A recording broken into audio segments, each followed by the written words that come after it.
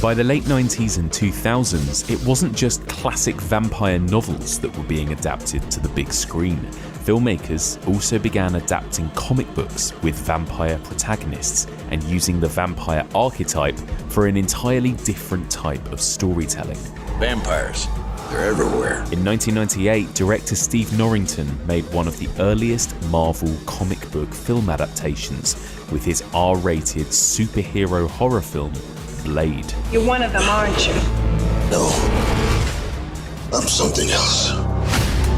Less than a decade later, David Slade adapted a comic book series by Steve Niles, which brought the vampire back to pure horror and became one of the scariest vampire movies of the 21st century.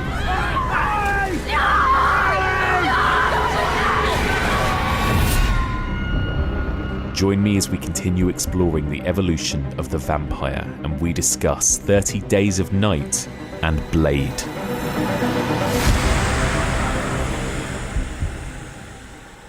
Welcome back to the evolution of horror. My name is Mike Munzer and as ever, I am your host. If you're tuning in for the first time, then welcome. In this podcast, we explore and dissect the history and the evolution of the horror genre by looking at particular subgenres one series at a time. We are currently in the middle of our 8th series exploring the evolution of the vampire movie, and this is part 18.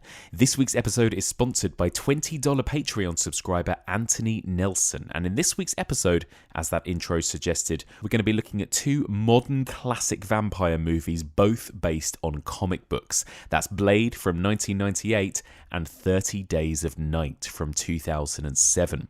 Now, we're going to do these films the opposite way around to usual, so later in this episode, I'll be joined by Chris Hewitt to discuss Blade in spoilerific detail. But first of all, I've got a very exciting guest joining me to discuss 30 Days of Night. This is her first time on the podcast, but you might recognise her from radio or from TV. She is a presenter and comedian. Welcome to the podcast, Susan Calman. Hello, Susan. Hello, how are you? So good, thank you. How are you? I'm super excited for 2 reasons. Firstly, I'm sitting in Louise Blaine's flat with permission. Yes, I feel it's very important to see that. She has a podcast set up, and last time I tried to do a podcast, it took 2.5 hours to set it up, and we just gave up because I'm terrible. No. And secondly, because I found this podcast in lockdown, and I think it's fair to say it pretty much saved my sanity during that. I think a lot of people have said that to you because there were so many episodes about so many things that I loved that it pretty much kept me going because I wasn't working. My wife was working, I wasn't working. And all I had to do all day was listening to you talk about horror films. So it's really exciting to finally be on it because it really is, it's a glorious, glorious thing. So thank you to you and everyone who's been on the podcast because I don't think I'm alone in saying that it's quite an important thing for a lot of people. Oh, well, thank you so much. I love that. That's a real lovely thing to hear. And it's an honour coming from you, Susan, as well, because, I mean, this is very surreal to think that you were listening to me during lockdown because, of course, so many of us, I'm sure, have listened to you on the radio or watched you on TV shows like Strictly Come Dancing for one, as well as many others that you present yourself, right? Very wholesome content for the most part. So I love to hear that you're actually a big horror fan, right? Yes. So tell us a little bit about your history with the horror genre. So it's a strange thing because I am known probably since Strictly Come Dancing for really happy kind of travel shows on Channel 5 and I love doing them. I really love doing them. But my heart is dark.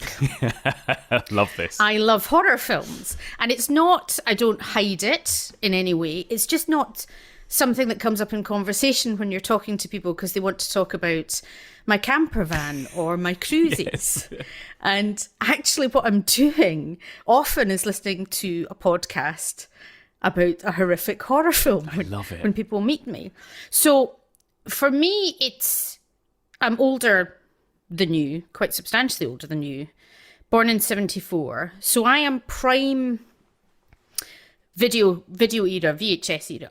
So I remember getting our first video recorder, Betamax. Amazing. AZAD Video, Knightswood Shopping Centre. I also have an older brother. And I think, like a lot of people, the older brother is responsible for everything. So we would go on a Friday, we were allowed to choose a video, and my brother wanted, because he was in his mid-teens at that point, to watch horror films. Now, he would show me the horror films, inappropriately, I would suggest. I'm sure. So 3 in particular, I remember: Halloween, Aliens, and Jaws. Oh. He showed me when I was far too young. And I cannot properly describe to you the effect Halloween had on me. Oh, really? Like, I mean, I didn't sleep. I didn't sleep for years after that. I mean, I was too young. It was horrific. Yeah. And I was terrified. It didn't help that he said that Michael Myers had moved to Glasgow. He's a nice man. He's a nice man. And so I completely avoided horror for a long time. And then at my school prize giving, there was a prize given for diligence, which is basically that you turned up a lot.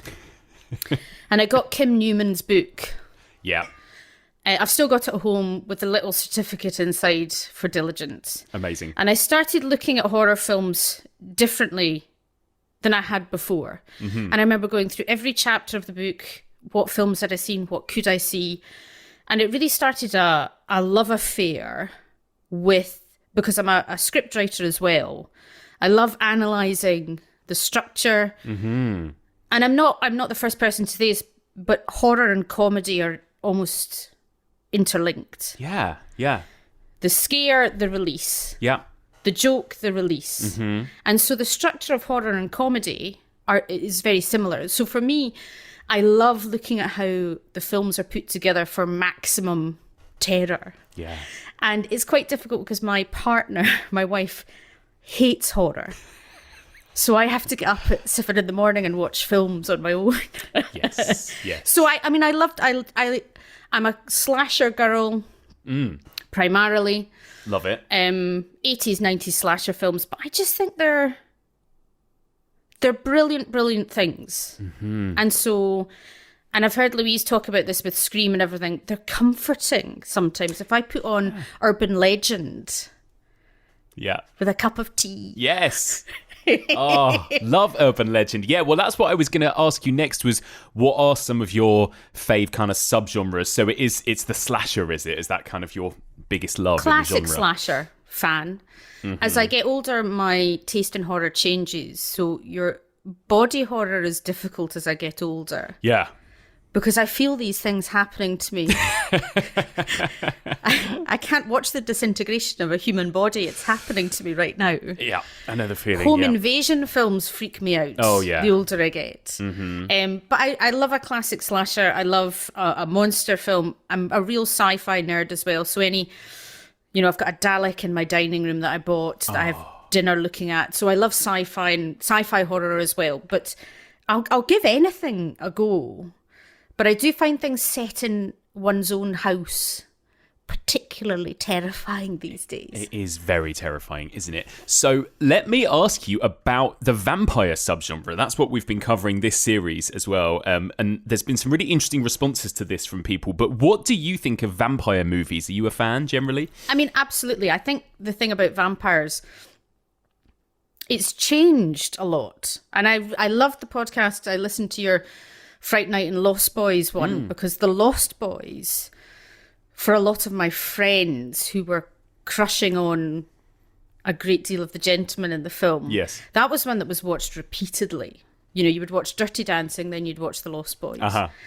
And that was probably the first real kind of exposure to horror a lot of people had at that point, because it was horror, but it was full of kind of accessible things. I remember Hammer very clearly. Mm-hmm. I love vampires because of all of them. It's one of those dinner party questions, isn't it? Which monster would you be? Absolutely. Vampires always seem, this film excluded, but we'll talk about that, more attractive once they die. Yes. More intelligent, stronger, sexier. It's the sexy thing. As someone who's been asked to do the cha-cha-cha and Strictly and asked to be sexy, I wish I'd been able to do that. Yeah. One of the things I love, though, most of all about vampires, and it's exploited sometimes, is the fact that they live forever. Yeah. You know, and imagine living through history. Mm-hmm. They'd be incredible on a pub quiz team. But I love that aspect that they are eternal in a way until someone gets their hands on them. So for me, vampire, if I was to be anything, it would be a vampire. Because I think I would be more than I am. Yeah. I know I'd be dead. Yeah, but apart from that... You'd be, I mean, you know, you wouldn't have to worry, like you were talking about earlier with body horror, you wouldn't have to worry about your body disintegrating, would you? That's the thing. No. Yeah. I mean, I would hope I'd go back to the shape I was in my early 20s when I didn't make a noise when I got up from a chair. You know, a vampire doesn't watch last night I watched the same program. I watched a program because I couldn't be bothered to get up to get the remote control. A vampire wouldn't do that. That's true. A vampire would have the energy. It's true. So, although I do think living forever as well, would that be overrated? Would you get a bit bored, do you think, as well, you know? I think about that a lot. Right. And I wonder what I would do. And I think there's still enough of the world to discover that if you could keep going. Yes. It is slightly the Highlander paradox, though, isn't it? Mm-hmm. That if you have a companion who's not a vampire, they will grow old and die. Yes. Yeah. So do you turn someone you love into a vampire? And then you might really get bored of them. Well, that's the problem then. That's a real commitment, isn't it? I'm fine on my own, but if I'm married for eternity, things might get difficult. It's so true.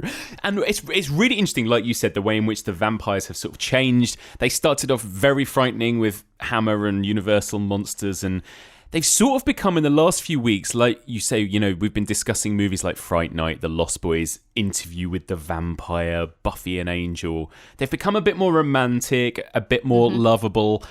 But what we're about to talk about, I feel like they go back to being very, very frightening again, don't they? That's the thing. It's kind of proper horror again at this point where we're at, which is interesting. Yes. I mean, I don't think there's any point when I watched this film that I thought any of the vampires were particularly sexy. No. Cuddly. Or cuddly, or would gently suck on my neck. No. You know that feeling when someone you love just blows on your neck on a warm summer's evening? I don't feel that would happen with these vampires.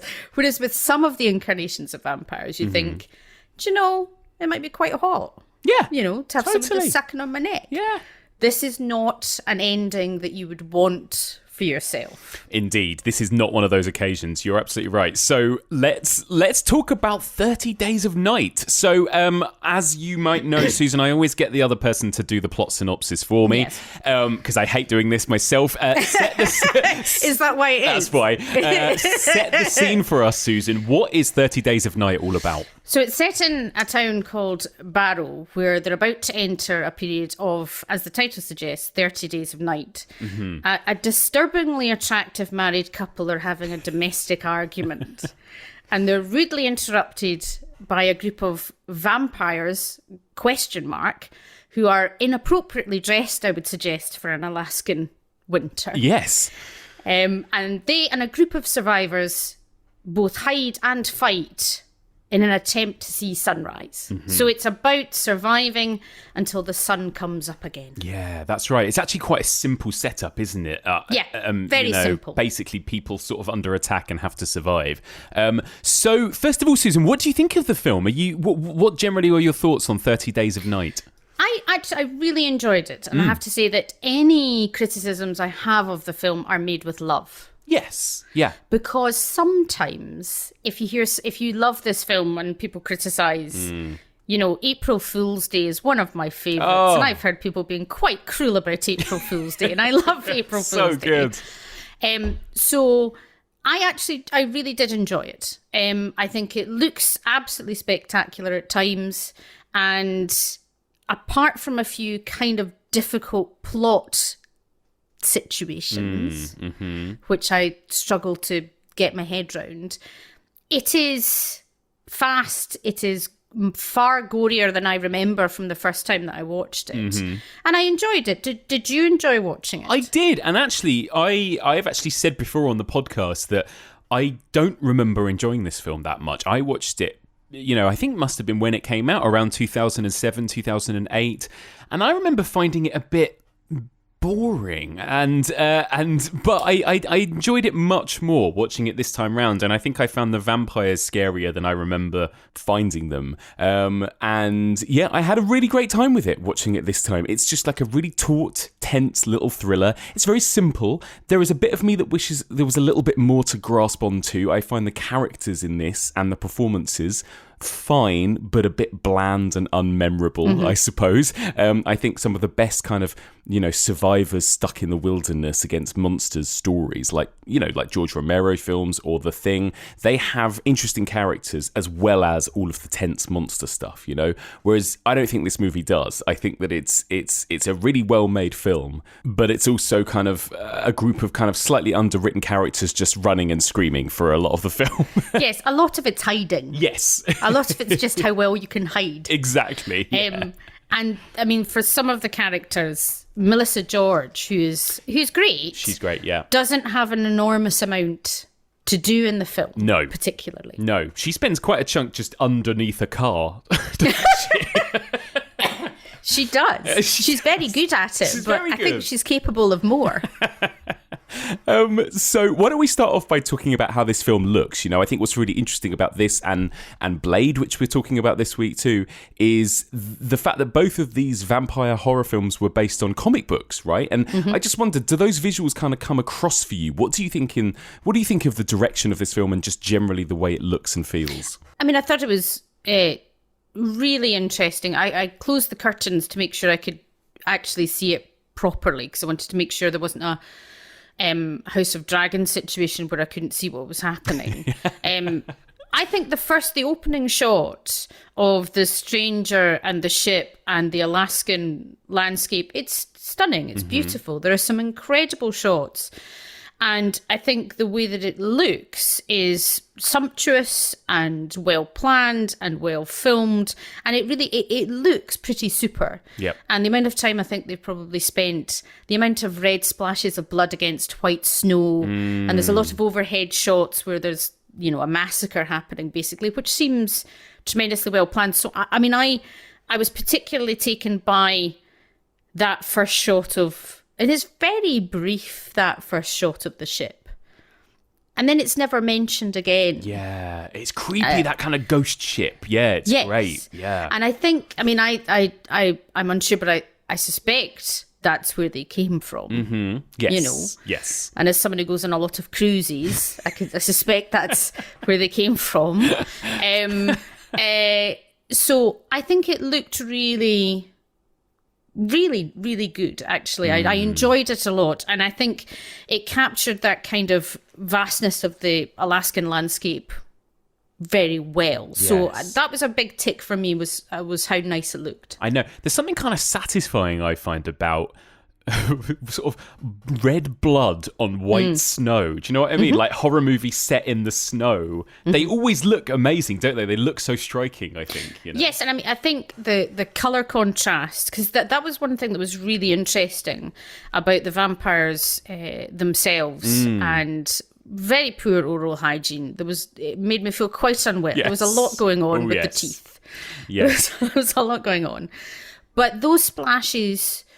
Because when you can't see what's happening, you know something's happened because of the blood that's there. So those red streaks in the white snow are dramatic. And I think for some of those, especially the overhead shots and I suspect it wasn't drone shots in those days, but it might have been, were great. It was really super. Look really good, yeah. What about this Alaskan backdrop as well? It feels like we don't get that many horror films set in Alaska. You're somebody that's travelled a lot, Susan. Have you ever been to Alaska? Have you been to this part of the world?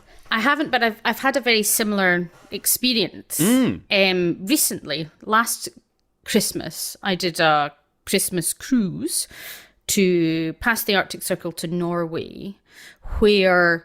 It wasn't quite exactly the same, but there was about an hour of daylight. Wow. So it is very creepy. It's an odd feeling because you have no bearings at all. But because of the snow, and it was very deep snow when we were in Norway, it's still light. So it's like you're in the middle of the day, but there is no sunshine. Oh, wow. And it is a deeply disconcerting feeling to have no anchor in your day. The sun is not coming up. And when it came up, it was, literally just above the horizon. Right. And much like the vampires, I stepped off a ship and suddenly you're in a small Norwegian town where it feels very, very different. So I think the vastness in the same way of the landscape is important.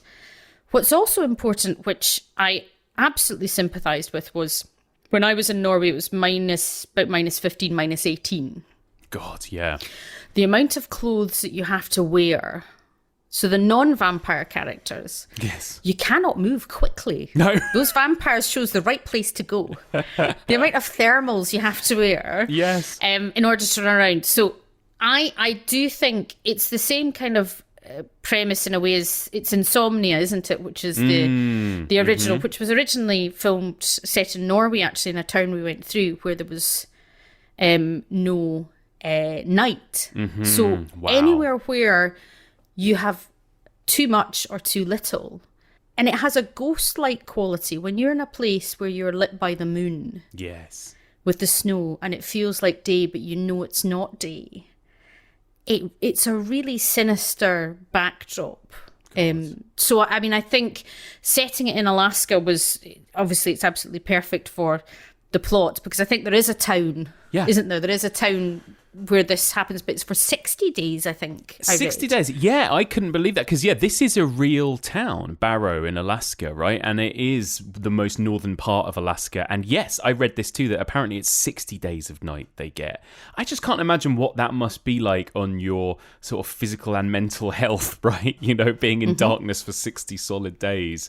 It's and also just reading a bit about how everything works in towns like that obviously they can't really grow much. They like everything, food and everything is flown in from outside places as well. And they make a comment about it in the film, I think, don't they? They sort of say, look, if you want to order a burger, it will be a frozen one or whatever, and it's like everything has to be brought in that way. And just must be such a different sort of place to live, I suppose. But I think it's also the people that live there, and I think one of the characters talks about it, about we didn't come here to get a ticket, for your van. And it's certainly in Alaska, from friends of mine who've lived there, is anywhere where you go really far north and it's difficult, you're there for a reason. Yes. You're not living in a city centre. Yeah. You want to go somewhere. So a lot of the people who are in this town, Barrow, in this film, are there for a reason. Yeah. And that is that they don't necessarily want to be part of a conventional society for whatever reason that is. So it's an interesting geographical setting, but for me, it's also an interesting setting because there are a lot of people who are on their own or who've run away or trying to get away from something. Yes. And that automatically should make people a little bit less homogenous, more interesting as characters. And certainly a few of them have that and specifically state that. So, and I loved at the start of the film, really, there are a group of people who want to leave. Yeah. So there's a scene where some people's families leave. I would be one of them. Yeah. God, yeah. Yeah. I've talked about this at home. I've said I'd be out of there. I'm very sorry. Yeah. So some people just can't cope. Yeah. And are gone. Yeah. Leaving. So if you think of it as a Venn diagram, imagine the set of people who are left there in this Alaskan town to survive 30 days of night. Exactly. And then you've got... so it's a small group of people. So I think the setting is interesting character-wise, but also in terms of the vastness. And when they're cut off, they are cut off. I mean, it's the old horror movie thing, isn't it? Yeah. How'd you get rid of your mobile phone? Why didn't they call for help? Exactly. You've immediately set it in a place where you think there's no escape from here. It's a scary environment even before you throw in the monsters, right? It's like The Shining. It's like being in that hotel on that snowy mountain is scary enough even before anything else happens, right? I think. Yeah. There's always that thing, I think, especially these days, of communication, of being able to communicate, call for help, tell people, I have to tell my mother every 5 minutes that I'm fine or she panics. Yeah. She would not cope well with what happened in this film. But the idea of voluntarily going somewhere where potentially you can't have contact with someone is in itself, I think, a place of jeopardy. Yeah. That just, you know what it is? It's not necessarily frightening, but it gets your hackles up because you start thinking, well, what would I do if I couldn't call for help? Yes. It's a great film in that regard, I think. You know, you do think she is. And this is where I think maybe in some regards it shares more with a zombie film than it does with a vampire film, I think. It puts you in that situation where you think, what would I do? How would I survive this? Where would I go?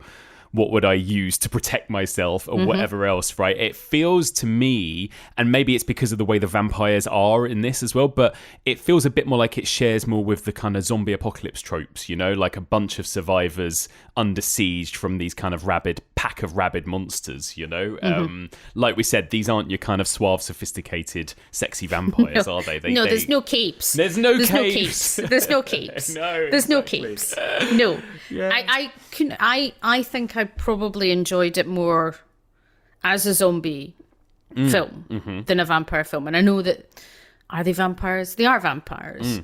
But so many of the scenes reminded me kind of alternatively of 28 Days Later or Day of the Dead. Yes. Or there were lots of scenes that were very reminiscent of zombie films that I'd seen. And as you say, when one is confronted by vampires in other films, it's a different way you're trying to get out of it. You're trying to get a crucifix or garlic or, you know, whatever it is. Yes. This is a pack that moves so quickly and so aggressively that you really, I mean, there's no hope. There is no hope. No.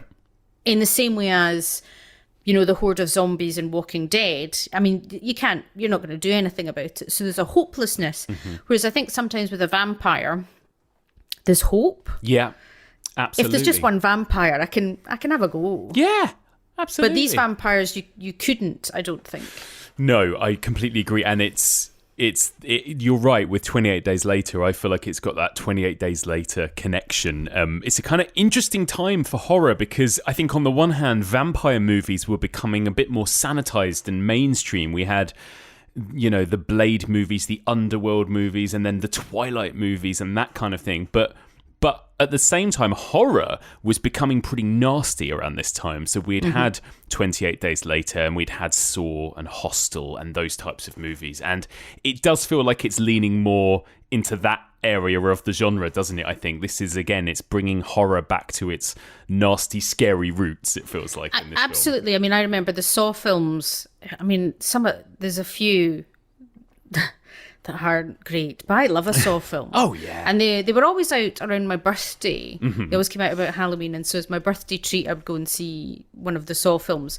And at this point, the expectations, and you've talked about it on the podcast before, but things are entirely cyclical. Yeah. And at this point, an audience, I think, was looking for, especially with the effect of 28 Days Later, which I remember very clearly seeing and being absolutely blown away by the speed, what the zombies were doing in that. Oh my God. I mean, it was, as someone who remembers very much renting, because I used to rent from Blockbuster my PlayStation games, Resident Evil.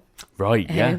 The first few, you would just run round them. Yes. Just run round them.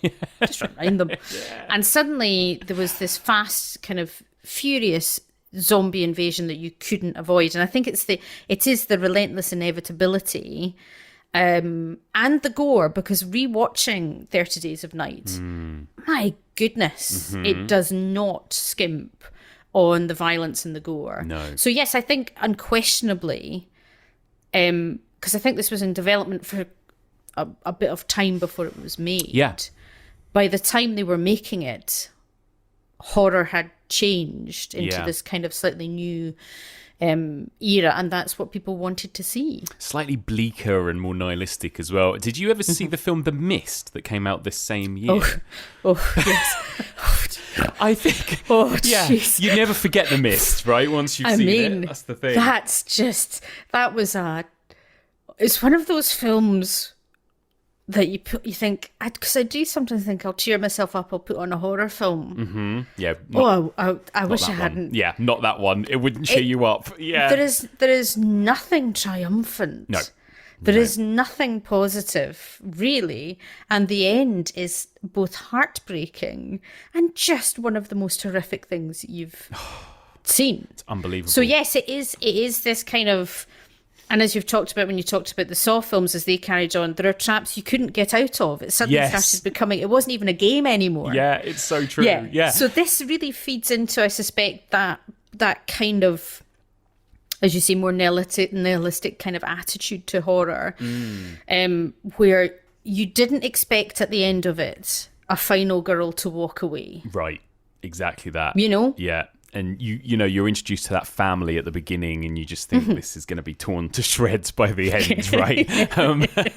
Let's talk a bit about the characters. Obviously, we've got Josh. I mean, you're a fan of 90s horror, right? We've got Josh Hartnett here as our star. As you mentioned, Melissa George. What do you think of our kind of core group of main characters, our survivors in this? I mean, I enjoy Josh Hartnett tremendously. I enjoy Melissa George more. She's in a tremendous film called Triangle, which is thriller, let's say, set aboard a ship. I think she's fabulous. So good, yeah. I would suggest the chemistry between them would be similar to if I was with Josh Hartnett. I mean, everyone in the town seemed desperately upset they weren't together anymore. Yeah. Every time she went into a shop, people would say, why? I thought, my goodness, no wonder you're splitting up. Yeah, I know. Everyone seems to be bothered by you. Yeah, it's a nightmare. I like Josh Hartnett. He's smashing, does his absolute best, obviously cares. You know, there is that feeling that he cares for the characters. His family are there. Melissa George is desperately underused. She really is, yeah. You know. Yeah. And I think in looking at the characters in general, that is a real problem because she is cracking. She's a fire marshal. Yes. She's a fire inspector. Sure. Yeah. Yeah. Sure, something like that. Yeah. But doesn't necessarily do anything. So they're fine. Yeah. They're fine. Josh Hartnett isn't The Rock. No. But he's not Mr. Bean. He's fine. I know, it's weird, isn't it?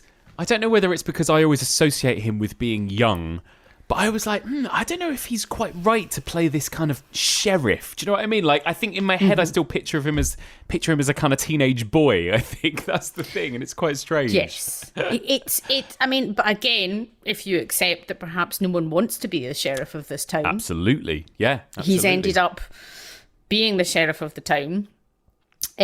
So they're fine. I'm not sure I was hugely invested in their marital problems. No, I wasn't rooting for them. I think to get back together. I think this is the thing, in comparison to a movie like The Mist that same year, which is a kind of almost similar, this dark, misty monsters attack a town, but the characters are so vital in that film. They're everything really, more than the monsters. Whereas in this film, it's more about the monsters, I think, isn't it? That's the thing. So it depends what you prefer. Question. Yeah. There's no question. It's about the effect that the monsters have on the people in town. The most interesting characters for me, without question, are the stranger who arrives. Yes. I mean, Marlowe is a very, very interesting character, Danny Huston. And then the guy who drives the snowplow. Yes. He was great. Yeah. He had a bit of a spark about him. So, in a way, the peripheral characters were almost more interesting than our main protagonists, in a way. Yeah, agreed. And you've always got those characters like the stranger who, is the kind of familiar to the vampires almost, right, that wants to be turned. You get that moment later on where a character has been turned and he hasn't told everyone in the group yet, and there's always that situation in a zombie or zombie film or a film like this. But yeah, you're right, those are some of the more interesting character moments, I think, aren't they? Definitely. Absolutely. Yeah. And it's kind of I mean, it's often the case that when you have two quite stoic leads, because they're stoic, they're meant to be leading these people to safety or whatever they're meant to be doing. But for me, unquestionably, I mean, I loved I just loved him sitting in the prison cell, the stranger, with his incredibly bad teeth, which were covered in black or something like that. Yeah. Just desperate for them to, come and take him away. Yeah. And so he was, interesting accent, lovely choices. But I at least thought, my goodness, I wanted to know where he came from. Who was he? Yeah, I know. And actually, part of the problem I had with the film, and I say this with love, is I'm more interested in where the heck they've been before they came to this town. Right, exactly. Yeah. What have they been up to? Maybe there's a really fun prequel to be had on a cruise ship, right? So no. Be fun. I'll be fine. I'll be fine not on that particular one. But this is, to me, this is the interesting thing for me, and what I've spent a lot of time thinking about is, so you get a lot of information from Marlowe, from Danny Huston. Yeah. Who's good. He's really good. He's got a presence. He's fabulous. And he gives you basically the plot points to understand why this is happening. Yes. And I know I'm being really dull in that I like to know what's happening. But I do like to know what's happening. Why are they there? Yeah. Why have they chosen this town at this particular time? Right. Now, so as you can tell me if I'm wrong. No, go on. I mean, I was thinking, I don't quite know myself, so I'm glad you're going to go through it. So from what I could glean, and I think this involves the graphic novels and possibly, I think there was a sequel or a prequel. There's more information. That these creatures have been around a very long time and have persuaded humanity they no longer exist. Yes. And so they're coming to this town during the 30 Days of Night to, I mean, I question the feeding aspect as well, because I don't necessarily see what they do as feeding, but maybe they're feeding. Yeah. But they don't want to turn any of them. No. So they say decapitate them so we don't turn them. And then they're going to leave and pretend it was an accident so no one ever knows that they were there. Yeah. Is that but then what we think is happening? But then that still doesn't quite explain what their goal is, right? Because like you say, if they're not eating them, why do it in the first place, right? Is it that they must be eating them, mustn't they? They must be wanting them for food. But you're right. A lot of the time, it kind of looks like they are attacking, beheading, whatever else, mutilating, and then leaving again, basically. Yeah. So I suppose my question is, though, and please, on the internet, please don't shout at me. If this is what they have to do in order to feed, there are limited places in the world where you could get away with this. Yes. A, where there are 30 Days of Night, and B, they're just so isolated that you could pretend that there was some form of accident that wiped out an entire town. Yeah. And also, if they have come from the ship, that ship is sailing around somewhere. So what confused me was if they were killing them and taking them back to the ship for food. Now, maybe they were taking them back to the ship for food, maybe. And they stock up like when you do the big shop on a Friday. Yeah. So they're doing a big shop. Yeah. Keep them going. But I was slightly confused. And I know it's probably explained somewhere as to what they were doing. Yes. If you're going to have this kind of story, why make them vampires? Why not just make them zombies in a way? Because if the point of it is that they are just these feral animals that are just attacking and biting people at random, then that's sort of fine, isn't it? But yeah, the fact that it's vampires and this is this kind of pre-planned operation they've got going on here. Yeah, you're right. It's like, where else in the world do they do this? What else do they do with their time other than this 30-day attack? Because they have planned it, because they've sent out the stranger who's destroyed the satellite phones, who we assume has killed the dogs as well. So they've sent this kind of... Because he's not fully human, I don't think. He's slightly infected, I think. To destroy communications, to destroy modes of transport, So they're definitely going there because they know there's 30 days of night. Yes. I wondered if there's the scene which is with the child in the grocery store. The terrifying pig-tailed child. Oh my God, yeah. There's something so terrifying about children. Full stop. There's something so terrifying about children.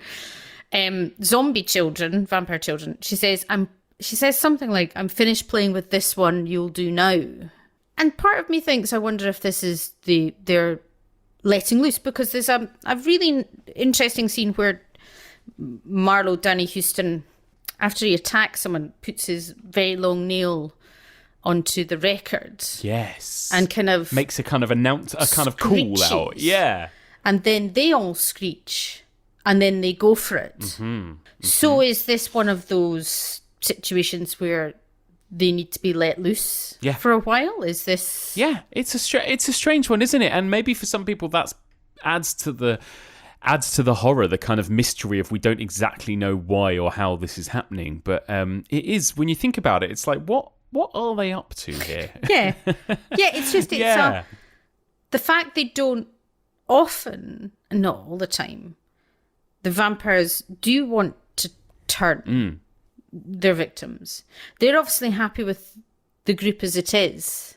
They don't want anyone else to join. Yeah. But then they're very careless, because it seems to me, and this is one of the things that I know other people have talked about, that you can become infected through a scratch from these vampires. Right, yeah. So they're tremendously careless with how they attack. And despite telling people to decapitate everyone, there are very few decapitations actually occur, as far as I could see. So there's the one fella who's scratched while his wife is being taken away, and he turns. So the vampirism is very odd in this as well. It's much more viral, I think. Much more. Yeah, again, it's more like 28 Days Later. It's more like a zombie thing, isn't it? Yes. The fact that you can just get a scratch or a wound on your arm, and that means you're going to turn. You know, it's not actually a classic kind of transferring of blood back and forth in order to turn you. Yeah. And the way that they react to... So UV works on them to damage them. Yeah, I like that. Yeah. But doesn't immediately kill them. Do you know what I mean? So it's like there are little bits of the vampire lore involved in it, but not completely. And when they are injured, they're injured. They hurt. They're in pain. So they're not superhuman, yet they are superhuman. So it's a really interesting mix, and I don't know whether or not that came from the graphic novel about how the characters developed, but they're also not necessarily zombies, because they have that sentient ability, and that I suppose is the difference with vampires. Still. They have personalities, they have intelligence, they follow orders, and I know later on in zombie films they went into whether or not zombies still have kind of that ability to remember. But the difference with vampires has always been that sense of intelligence. Definitely. Yeah, definitely. And the character of Marlowe, played by Danny Houston, very much is this calculated leader type figure, isn't he? That's the thing. So yeah, you know, that is really interesting about it, because they're zombies with personalities essentially. But yeah, I do think it's really interesting the decisions they've made with the vampirism, and you don't get many of the classic. I mean, does anyone use like a crucifix in this film against them or anything like that? There's nothing like that, is there? Really? No, but it's one of those. It's one of those things, though, that if I was confronted by that situation, I wouldn't automatically. You know, and sometimes you watch a film and you think, well, that's clearly a vampire. Why don't you know that's a vampire? Yes. If you encountered the vampires from 30 Days of Night, you wouldn't necessarily immediately think they were vampires, would you? So you wouldn't immediately go, I need a crucifix and some garlic. No, you would not. So, you just want to cut their head off or something, wouldn't you? I mean, the good old-fashioned cut their head off. I mean, that's the solution to most things, isn't it? Exactly. When in doubt, whatever the monster, cut its head off. You would think it was perhaps more of a zombie situation. Yes. And also, and it's another thing that perhaps the movie doesn't particularly express about the time, the beginning happens very quickly. So the start of the film happens. Melissa George doesn't get on her plane because some poor driving from a man driving a snowplow means she can't get out. Yes. And basically on their way back into town, the attack starts. Yeah. Right, and then they into it. must spend about 20 days in that attic. It very quickly gets to something like day 25, doesn't it? I Yes. think. Yeah. So they're all in that attic, and then they decide to leave. So I think the difficulty is that the attack probably happened incredibly quickly. Very, very, very, very quickly. And I'm not sure they're necessarily thinking it's vampires. No. Because I think they're probably thinking it's something else that's happening, because the only real things... Well, let's think about it. So what do they do that makes them a vampire? They bite. Yes. Not always the neck, though. They bite everywhere. They bite everywhere. They are just more feral. They're 28 days later type, rage beasts, aren't they? Nails a lot. They've got, like a werewolf, like you would see. Yeah. They use their hands, they use their claws. There's one scene where a woman's being kind of ripped to shreds. Yeah. And a lot of that is using their hands. Yeah. So, I think maybe in the 20 days I was in the attic, I might have thought of a few more options. Figured some stuff out, yeah. I would have stayed there. That's the thing. I was safe. But he had asthma and he forgot his inhaler. That's was what happened. That's what it is. He forgot his inhaler. They are great, though. They are scary, these vampires, aren't they? That's the thing. We've talked about it already. But the look of them, those teeth, right? The teeth and the noises they make, they are very scary. I do really appreciate that about this, that it feels like the first film we've had in a while, the first vampire film we've had in a while that is properly scary. Absolutely. And I think that the way that they move... there's some lovely shots in the beginning where they're in the shadows, and there's a lot of pulling out of frame. There's lots of those lovely little kind of jump scares that happen, but they move with the speed. The gore it's pretty full on, the gore aspect it of is. it. There's a lot of that happening. They are frightening, and the look of the teeth is really interesting because it reminded me much more of Alien. Yes. The jaws of, the alien. Yeah. Than the traditional vampire teeth. Yeah, there are moments of real horror in the film, without question. Yeah. And I think, Danny Huston is a tremendous... The way the makeup is on some of his vampire friends, because they have incredibly dark eyes. Yes, that's right. Which really helps as well. So they have incredibly black eyes, white skin, blue stuff, manky stuff. Horrid, yeah. So the look of them is absolutely tremendous. And there is a nod, I think, because Marlowe does wear a nice suit, and his bride, his partner, wears a nice... So there is... You can imagine they were at one point at a party at the Ritz when this happened to them. Well, this is what most vampires live like, isn't it? Most vampires are sort of continue going to the Ritz. Yes, it's interesting. That's why we all want to be vampires. Exactly, right? Yes. High society monsters, yes. But again, you don't necessarily get that vibe with these ones. But they are really scary. And I love those sort of aerial shots like you talked about of the attack from above as they're sort of picking people off. Some great moments of just that sort of large scale carnage and panic, right, as well. And I don't know if it's maybe watching it in the context of now watching it in 2022, but there is also something of a kind of viral pandemic vibe to this story too, right? This thing just like wiping out this town and spreading through this town as well. Absolutely. There is definitely, I think after COVID, a lot of films that I've rewatched have a different, and I'm not just talking about the ones that actually involved some form of pandemic or virus, but I think looking at situations people are in, it has changed, I think, a lot. I mean, what's really interesting is, it is a massacre. It is a massacre of people that happens, and that one kind of continuous shot of them attacking. This is what I think we were talking about earlier on. In classic vampire films, there is this hunger for blood. Yes. Now, one of the characters, the one who's scratched, does talk about being hungry. Mm-hmm. But there is this requirement to feed. The vampire needs to feed. And in so many films, they use plasma or they use animal blood or because they don't want to. But feeding is one of the most important things. Yeah. When they are moving at that speed, basically massacring this town, are they feeding? Yeah. Or are they simply enjoying killing? And is that wrong? For the vampires to just, is that wrong? It is wrong. By the way, it is wrong. I'm just saying it is wrong, but for them, is it wrong? Yeah, I mean, take the time to enjoy your meal, right? They're not enjoying it. Definitely is it like my not. dad when we're finished lunch and he puts his coat on and says, "That's us then," and Yes. just walks off?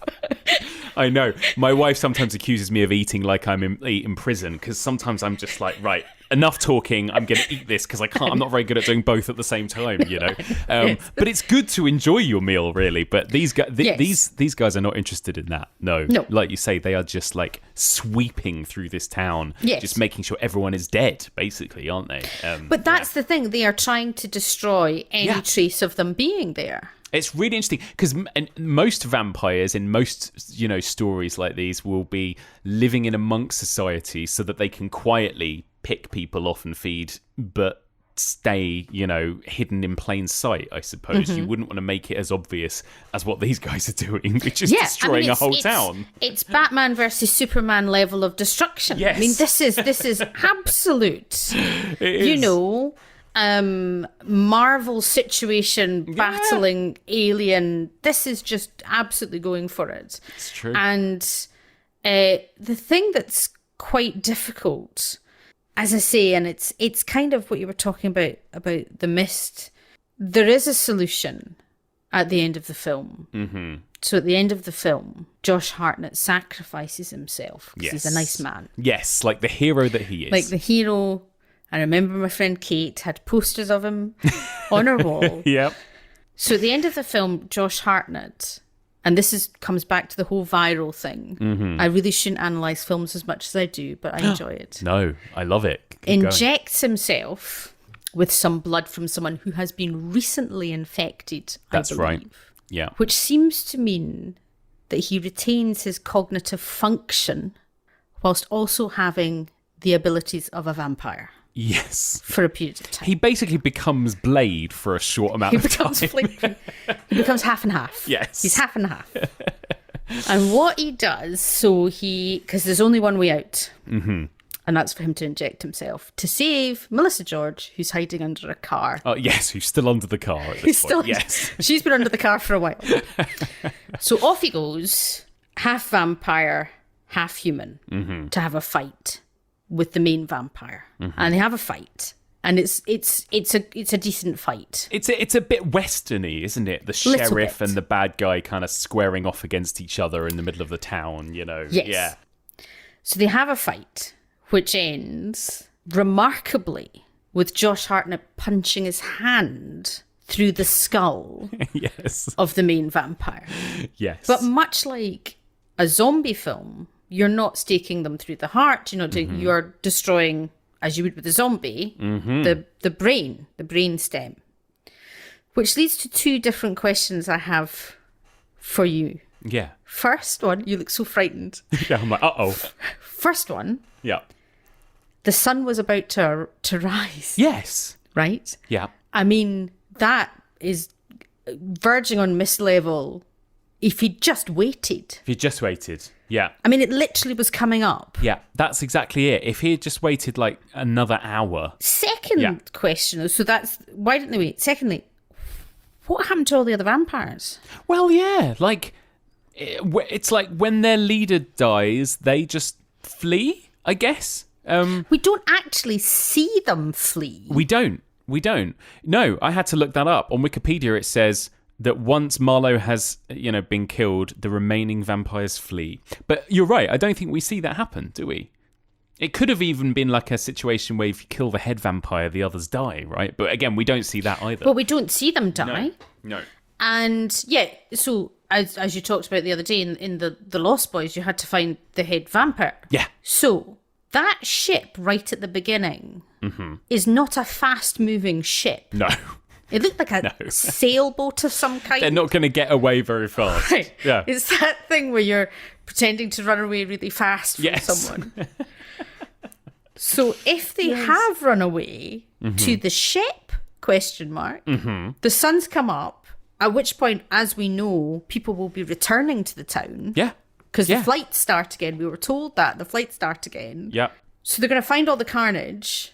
I think it'll be quite easy to find the rest of the vampires in the middle of Alaska. And again, it brings us back to that. What was their plan? Like, how were they going to get away fast enough anyway, even if they did have Marlowe, with all of their food provisions that I'm assuming they were taking with them, you know? Yes. How were they going to get away? Yeah. So, and are we to understand, because the implication is that they've been around for centuries and centuries, that they have been doing this, but have somehow evaded capture or identification. And I don't think everything has to have a point. I'm not suggesting everything has to have a point. I love model trains. I'm not sure what my point is there. I just enjoy watching them. But I'm just not sure what the point of massacring a town. I enjoyed it. Don't get me wrong. I enjoyed it. But I was left at the end going, I don't really know what that was. Well, that's the thing, and like I'm sure people will write in and tell us. Please don't. Please don't. It's all right. The listeners of this podcast are all very nice. They'll be kind about it, I promise. But that is the problem I think I have with this film, is that ultimately, even though it looks amazing and it's got great sequences, it feels a bit empty to me sometimes, because you are left kind of going, well, what was the point of most of it? And maybe as well, I feel like maybe the film wants me to be a bit more invested in Josh Hartnett and Melissa George than I am, because then we get that, what I'm assuming is supposed to be quite an emotional ending where he dies in her arms when the sun comes up, right? Again, and maybe had that been handled a bit better, that ending would have been a bit more impactful for me. But there's the reason, one of the reasons for me why horror is such a wonderful thing is because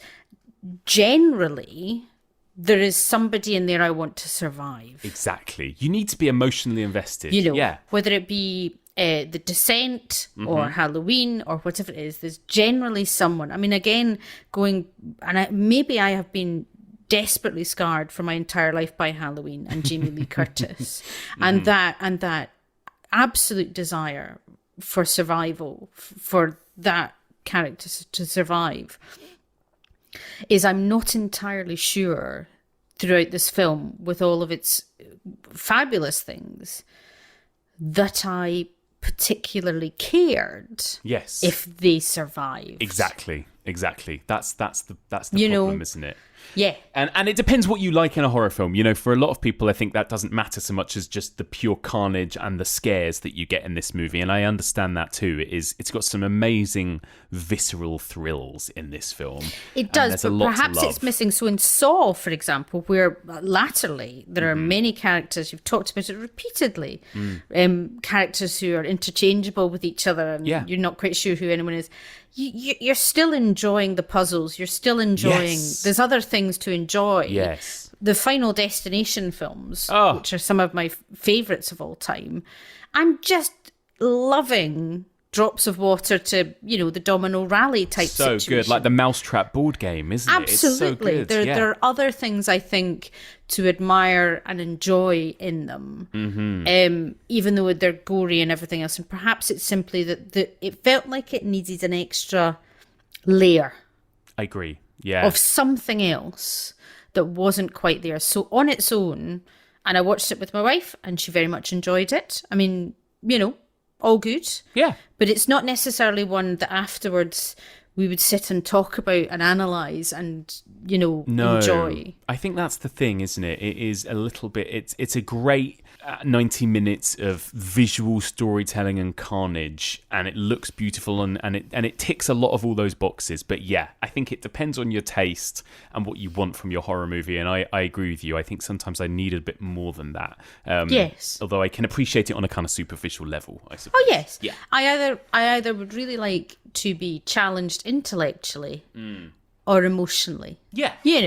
Although, as I always say to my better half, if I wanted emotion, I'd watch Steel Magnolias. Well, that's not true. That's not what I'm interested in. No. I don't want to feel too much. No, and the mist really takes you up to your edge. Oh, absolutely. I think. But I think that's the thing, isn't it? Compared to these other movies we've mentioned from around this time, The Descent the year earlier, which is superb, which is amazing. You know, that is the difference, isn't it? Yes, you have visceral thrills. Yes, you have monsters. You have scares. You have gore. But you also have a proper story with some characters that you care about. Absolutely. I mean, The Descent's a prime example. You've got a woman whose husband was cheating on her. She's lost someone. Yeah. The friends, the one who's... And they're trapped in a cave, and all of this is going on at the same time. So they're not just escaping. Mm-hmm. You're wondering whether or not they're going to do each other in because you've been sleeping with my husband or whatever. You know, so in the undercurrent of absolutely everything is there. And again, I'm not saying I need that. You know, Friday the 13th. Yes, exactly. You don't. Jason Takes Manhattan. Mm-hmm. I mean, really, there's not an awful lot happening. Not a lot of emotional investment. There's not emotion happening in that film. But it feels like this film, in a way, wanted to be that because it was so beautiful, because it had Josh Hartnett and Melissa George, because it had incredible performances, because it had all of these things. It didn't feel like, you know, when you watch one of these films and you think, well, I know what I'm going to get here. Right, exactly. Yeah. I already know what this is. Yeah. This felt like it was aspiring to be more, and it didn't necessarily quite get there. So finally then, how do you think, I mean, it's not that old really, it's 15 years old, right? But how do you think it holds up watching it, you know, now? And is this a movie you'd still recommend to horror fans? Yeah. I mean, I think it's very much, you're scrolling through, we're at that awkward time of year where the Christmas releases aren't out, the summer blockbusters are done, you're looking for something on a Friday night. Yeah, stick it on. Yeah. It's cracking. You'll enjoy it. Quite a fun wrap-up warm on a winter's night. Absolutely. You know, and watch it with somebody and have a laugh. Special effects hold up. There was no moments there where I thought that looks a bit kind of the shonky. Yeah, it's absolutely... I think it's definitely one, get a pizza, sit down, watch it, no problem at all. Agreed. Well, there we go. Well, let me finish by asking you a couple of difficult final questions, which I like to ask everyone. First of all, what is your favourite vampire film, Susan? Oh, that is a really difficult one. I suspect, just because I was driving for 2 hours just the other day with a friend, and we were talking about The Lost Boys. And I think the affection I have for The Lost Boys, the time of my life that I watched it, it would have to be that, because it's more than just the film The Lost Boys. It's a time of my life. It would have to be The Lost Boys, I have to say, for more reasons than the film. It's brilliant, isn't it? I think it's so many people's favourite. It's such a great movie. And finally then, what is your favourite horror movie? So, right. Jaws has affected me deeply. I now have an obsession. I did half of an entire Edinburgh Fringe stand-up show about shark films. Yes. I'm now obsessed with shark films. You know, the ones that you get on the Sky. I love them. People are always being stranded on jet skis. Always, aren't they? They're always being attacked. And I love the idea of sharks as sentient killing machines. Yes, yeah. Nothing will ever make me happier than putting on Jaws 3 and Jaws 4. I mean, they are truly the most remarkable of films. But I do not think anything can, and I mean, Aliens is tough. I really don't think anything can ever top Halloween. Yeah. For me. It took me 20 years to rewatch that film. Wow. Because it frightened me so much. It is really scary. And whenever discussions happen about whether or not something is a horror film or is not a horror film, it depends on whether you're frightened by it.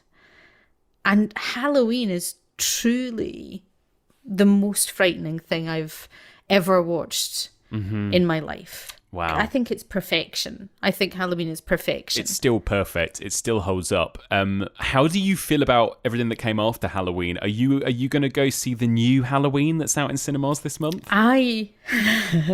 So I just watched Halloween Kills, actually, a couple of nights ago. Evil Dies Tonight. That one. Evil Dies Tonight. I know. I'm obsessed with them all. Now, I will, of course, watch Halloween Ends because you have to complete it. I mean, I've watched the Rob Zombies. Right. I've heard how people feel on your podcast about those films. Yes. I really sometimes do get sick of shouting, just cut his head off. There was one point in Halloween Kills where he's lying on the ground and you think, well, somebody... I know. Just cut his head off. Like I said, first thing you do, cut their head off, right? It's really good to know that in an emergency situation, you would act appropriately. Yeah, no matter what. No questions asked. Yeah. The head's coming off. The head's coming off immediately. What did you think of Halloween Kills, by the way? Did you enjoy it? It's just a load of old nonsense, isn't it? But I kind of had fun with it. I know, I've got a lot of friends and people that have been on the podcast and our friend Louise Blaine hated it, loathed it, found it offensively bad.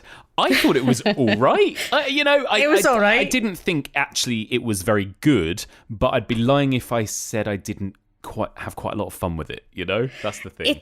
It's one of those, and I think though a lot of the sequels, you have to sit down and you go, right, here we go. Yes. There's a man in silk boxer shorts with a tiny paring knife. Exactly. This is not. This is the thing. Your expectations are very low anyway, right? That's the thing. I'm sorry to say that I now don't go into a new Halloween movie, expecting anything of it. Yeah. And so therefore, I usually do just have fun with whatever it gives me. Yeah. Yeah. It was Evil Dies Tonight. Oh. So I will watch it just because I feel I should, because I've gone through all of it. I went to the cinema to see that Busta Rhymes Halloween film. Because it was about the same time as My Little Eye and all of those kind of weird... Was. Yeah, about 2002, those weird wasn't hidden it? camera films. Yeah. So if I've sat through that... Yeah. Surely, I don't can think sit any. through Yeah, the last one. Nothing is worse than that one, than the Busta Rhymes one. Definitely. No, nothing famous is. last words, but I'm sure it can't be worse than that, right? So there you go. There you go. Amazing. Well, Susan, thank you so much for joining me. What a pleasure it's been to have you on here. Oh, it's to talk been about lovely. This film. Honestly, it's been so nice. Thank you, and just let people know. I mean, what have you got next coming out that we can look out for? Any other? Are you cruising to Alaska anytime soon? Is what I want to know. Do you know what? Not quite. My goodness, I don't think I would.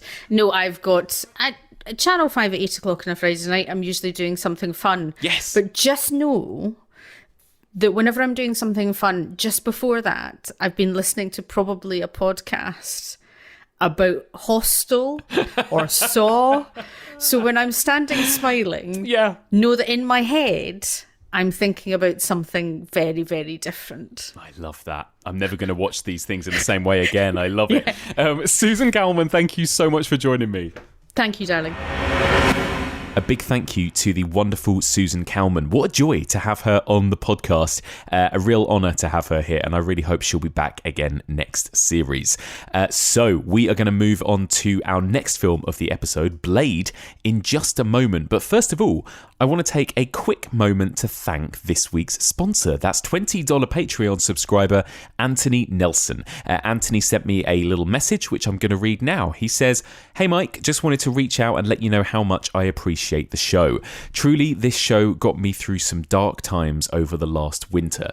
First, a messy breakup, then a job change, then a forced move 3 cities away from where I worked because of a shady landlord and gentrification. This pod and the folks on it, brackets, the Dream Warriors episode, were a warm emotional blanket, definitely made such a positive impact, giving me something to look forward to every week.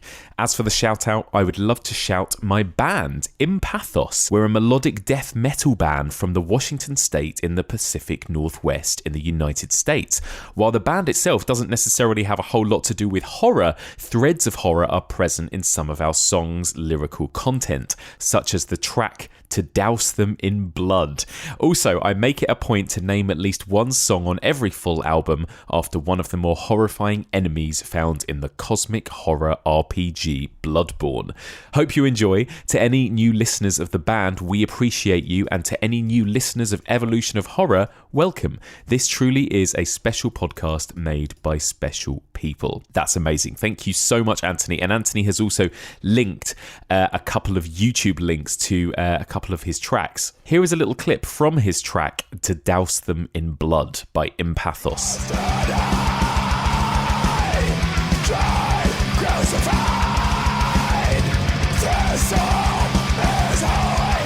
There we go. Well, I don't know much about death metal, I'll be honest, but from what I know, Anthony, that sounded great. So thank you so much, Anthony, for that lovely message and for sharing your music with us. One more time, a big thank you to Anthony Nelson, this week's Evolution of Horror sponsor. And don't forget, if you want to become an Evolution of Horror sponsor and get your own little dedicated segment in the middle of an episode, just like Anthony here, then you simply need to sign up to our Patreon channel at a $20 level. Head on over to patreon.com/evolution of horror.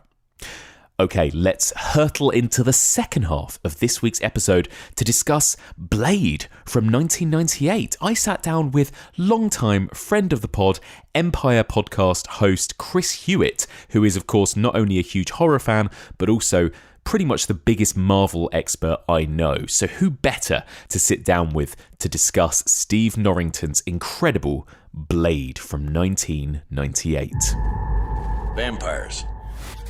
They're everywhere. You're one of them, aren't you? No. I'm something else. That's him! Blade is the key. All our strengths. None of our weaknesses. Hello, Chris Hewitt. Hello, Mike. How are you? Hello. I am good, thanks. I'm good. How are you? I had a brush with COVID. Yes. Which was fine. I say fine, but I'm much better now. Better now. I've recovered from my brush with COVID, and now it's just been replaced by general malaise and tiredness, a numbing tiredness that grips my every fibre. Yeah. Good. How are you? I'm all right. I can't complain. Should we just do this let's do this for 45 minutes. Let's just ask each other how we are. Exactly. Well, it's important. Always important to check in, right? That's the thing.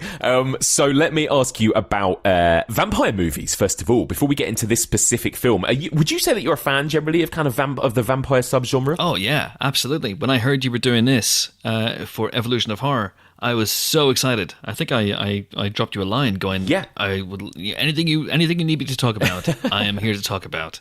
And I'm very glad we've landed on the film that we've landed on. Mm-hmm. Yes. Although it is a bit of a cliche for me, but what can you do? But yeah, I love vampire movies. I love Dracula. I love all that stuff, and I have such strong memories as a kid of watching the original Christopher Lee Dracula and all those movies on a portable TV in my room, very late at night, usually on ITV, so sometimes a BBC. Dracula, Prince of Darkness, and and I've been really itching recently. I've had a real hankering to get back into Dracula AD 1972. Have you rewatched it for this? Oh, it's great. I did rewatch it for this. It's hilarious. It's really fun. Yeah. The title alone. When that series has some of the best movie titles of all time. Yes. And I loved all the Hammer stuff, Twins of Evil, Vampire Circus, all that stuff. I'm a huge vampire fan, and some of my favorite films are vampire movies. Blade and Fright Night and things like that. There's obviously a sexual / romantic / perversely romantic side to vampires that you're not aware of when you're a kid. Yes. Not really. When I was a kid and reading Bram Stoker's Dracula for the first time or Salem's Lot for the first time, you don't really see the sexual subtext of it all. And now that I'm older and I do see it, I'm just trying to ignore it and pretend it's not there, and hope it goes away because it makes me feel very deeply uncomfortable in my nethers. But all that stuff is obviously there, and that made the vampire ripe mutation, I think, and for evolution, cinematically speaking. The Universal monsters of the Bela Lugosi Dracula, the Christopher Lee Dracula.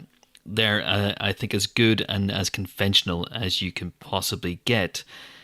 But because of that kink, the special kink, you can always do something really, really cool and interesting and offbeat with the vampire. Yeah. And I think over the years, cinema was always going to discover the vampire and reinvent the vampire and mold the vampire to its own uses. And what's been interesting over the last few years, I wonder if this is the twilightification of vampires. That, and this is not a diss in these movies at all, or that phenomena at all. I said phenomena, but a phenomenon at all. Is that I wonder if that's made people a little scared to engage with the vampire unironically. Yeah. And I'm very intrigued to see whether Gary Doberman's Salem's Lot brings that back. Yeah. Because Toby Hooper's Salem's Lot has a lot of problems, but it also has two of the most terrifying images. I mean, you know what they are. Everyone listening to this knows what they are. It's just David Soul. Yeah, just David Soul's face is just one of the most terrifying hair. things I've ever seen. Just his hair, just his wonderful lustrous hair. No, it's got two of the most terrifying images in all of horror cinema. And vampires can be scary. They can be scary. Yeah. They're insidious. They can enter your house with they can come and go as they please. They're obviously metaphors for infection. And illness and disease and all that sort of stuff.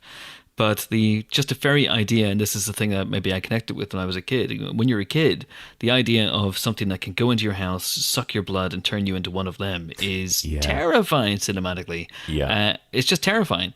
And I do think that I'm excited to see a vampire renaissance over the next few years. Absolutely. Did that answer your question, Mike? I don't think it did. It did very well. And I think maybe we might be on the cusp of a vampire renaissance. I hope this isn't a spoiler to even mention the title, but Midnight Mass, right? Mike Flanagan's Midnight Mass. Yeah. I know for some people that was a kind of surprise that it turned out to be about vampires, but I felt like kind of brought vampires back to sort of pure frightening horror again. And like you say, now we've got Salem's Lot. Obviously, Midnight Mass kind of felt like it owed a lot to Salem's Lot as well. Yeah. And I think, that hopefully, I really hope this new Salem's Lot does it justice, and I hope it isn't another Firestarter or Pet Sematary, because we've had a few bad Stephen Kings of late as well, haven't we? That's the thing.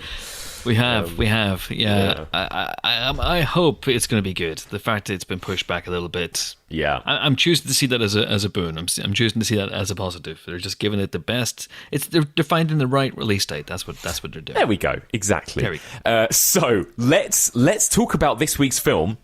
I was very excited to discuss this one with you. So this is Blade from 1998. A classic. I can't believe actually it's 1998. I can't believe it's as old as it is in a way. But first of all, Chris, just set the scene for us a little bit. What is Blade all about?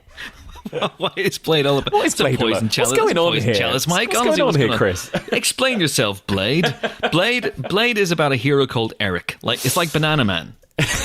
Yes, in many ways, and that's perhaps one of the reasons I love this movie so much. That it's a hero when you boil it down to brass tacks. He's called Blade. He gives himself this cool nom de plume, Blade, and he's terrifying and cool and scary, and he can kick the ass out of any vampire he meets. But at the end of the day, his name is Eric. And I love that, and he has the coolest quote from this movie. And I will be quoting it a lot during this podcast, is some motherfuckers are always trying to ice skate uphill. Yeah. And again, this is not a diss to anyone called Eric Idle, one of my great comedy idols. All right, he's called Eric. But Eric is just a genuinely unheroic name. Eric is the name of not even an accountant, but an accountant's assistant. And so I love that this is a movie about a hero called Eric who has dedicated his life to overcoming that name and to ice skating uphill in a truly heroic manner. Blade is a 1998 film directed by Stephen Norrington, written by David S. Goyer. I think back before he was David S. Goyer, he was just David Goyer. And it is essentially the first Marvel shot across the bows of the film industry. Really, properly, truly. I've said this before on many, many podcasts, and I've said this before on things that aren't podcasts. I will basically, if you stand at a bus stop next to me, I will say this to you at some point, that no Blade, no X-Men, no X-Men, no Spider-Man, no Spider-Man, we don't get where we are now, the MCU. A lot of people obviously like to castigate Blade for this, but I choose to see it as a good thing.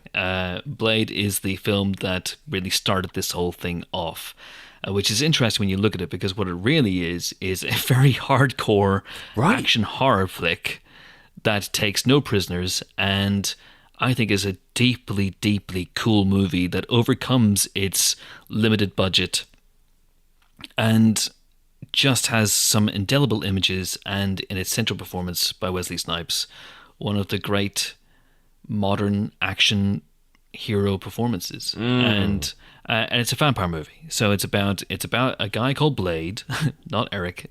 We find out later on. He's about a guy called Blade who is a daywalker. He is half vampire, half human, for reasons that are far too complicated to go into here. And he dedicates his life to hunting down and killing vampires in the coolest way possible. And he's assisted in this, if you were in any doubt at all about his cool credentials, by Chris Christopherson as a grizzled old bloke called Whistler. And he goes up against the nefarious Stephen Dorff. And it's full of incredible martial arts sequences, some really dodgy special effects, but most of all, a thumping dance metal soundtrack that I'm not a fan of that genre of music, Mike. I'm a Chris. I'm very conservative in my musical tastes. But I do love the soundtrack to this movie.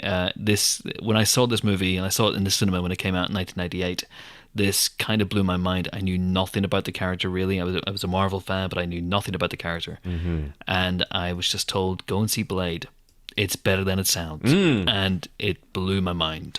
That's amazing. And that's really interesting. One of the things I was going to ask you, I love the film as well. I'm a huge fan of the film. I first saw it, I think, on DVD. And I just thought at the time, I remember thinking the special effects were really cool. I loved how grisly and gory it was. That sequence in the nightclub at the beginning, it's one of the great openings. So good. And I hadn't seen it in absolutely years. It'd probably been at least 20 years since I'd actually watched this whole film from beginning to end, so it was real joy to actually revisit it again.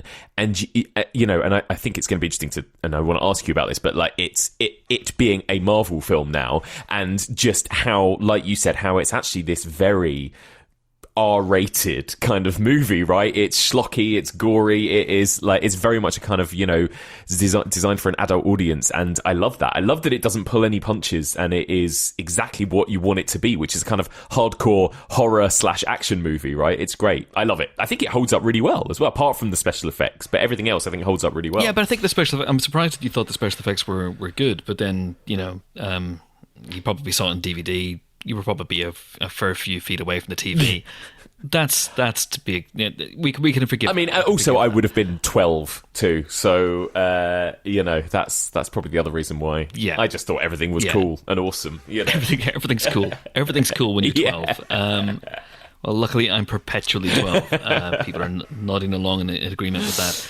Yeah, I agree. I think sometimes the special effects are truly shonky in this, but there are also things that I love about this movie. The method of dispatch of vampires owes a little bit. I can't remember which came first. You might have to correct me on this one. Buffy or Blade? Which came first in terms of vampires kind of disintegrating? The series would have come first, but only just. Season 1 was 1997, so it would have been right on the cusp. So let's be generous and say they were both in production simultaneously. So that's okay. So no one's ripping anyone off. It's Deep Impact on Armageddon. Yeah, that's basically what it is. But it's such a cool visual. The idea that a vampire just completely instantly disintegrates, and there's a really cool visual towards the end when they're doing the blood god ritual, when the spirits of the vampires who are being sacrificed, the head vampires, the Udokir and his gang, although Udokir is obviously dead by that point, but there's a really cool visual where all the vampires they leave their body via the mouth, and so these winged demons leap out of people's mouths and fly off up into the sky, and then they swirl around and they become, they augment Stephen Dorff via the medium of dodgy CG. But that's just such a really arresting image. Yeah, it's like a really weird Looney Tunes cartoon, and I think this movie, one of the things that sets it apart is Stephen Norrington's direction, and he was a music video director, very, very flashy. Right, yeah. Very, very flashy British director who had made one movie before that called Death Machine.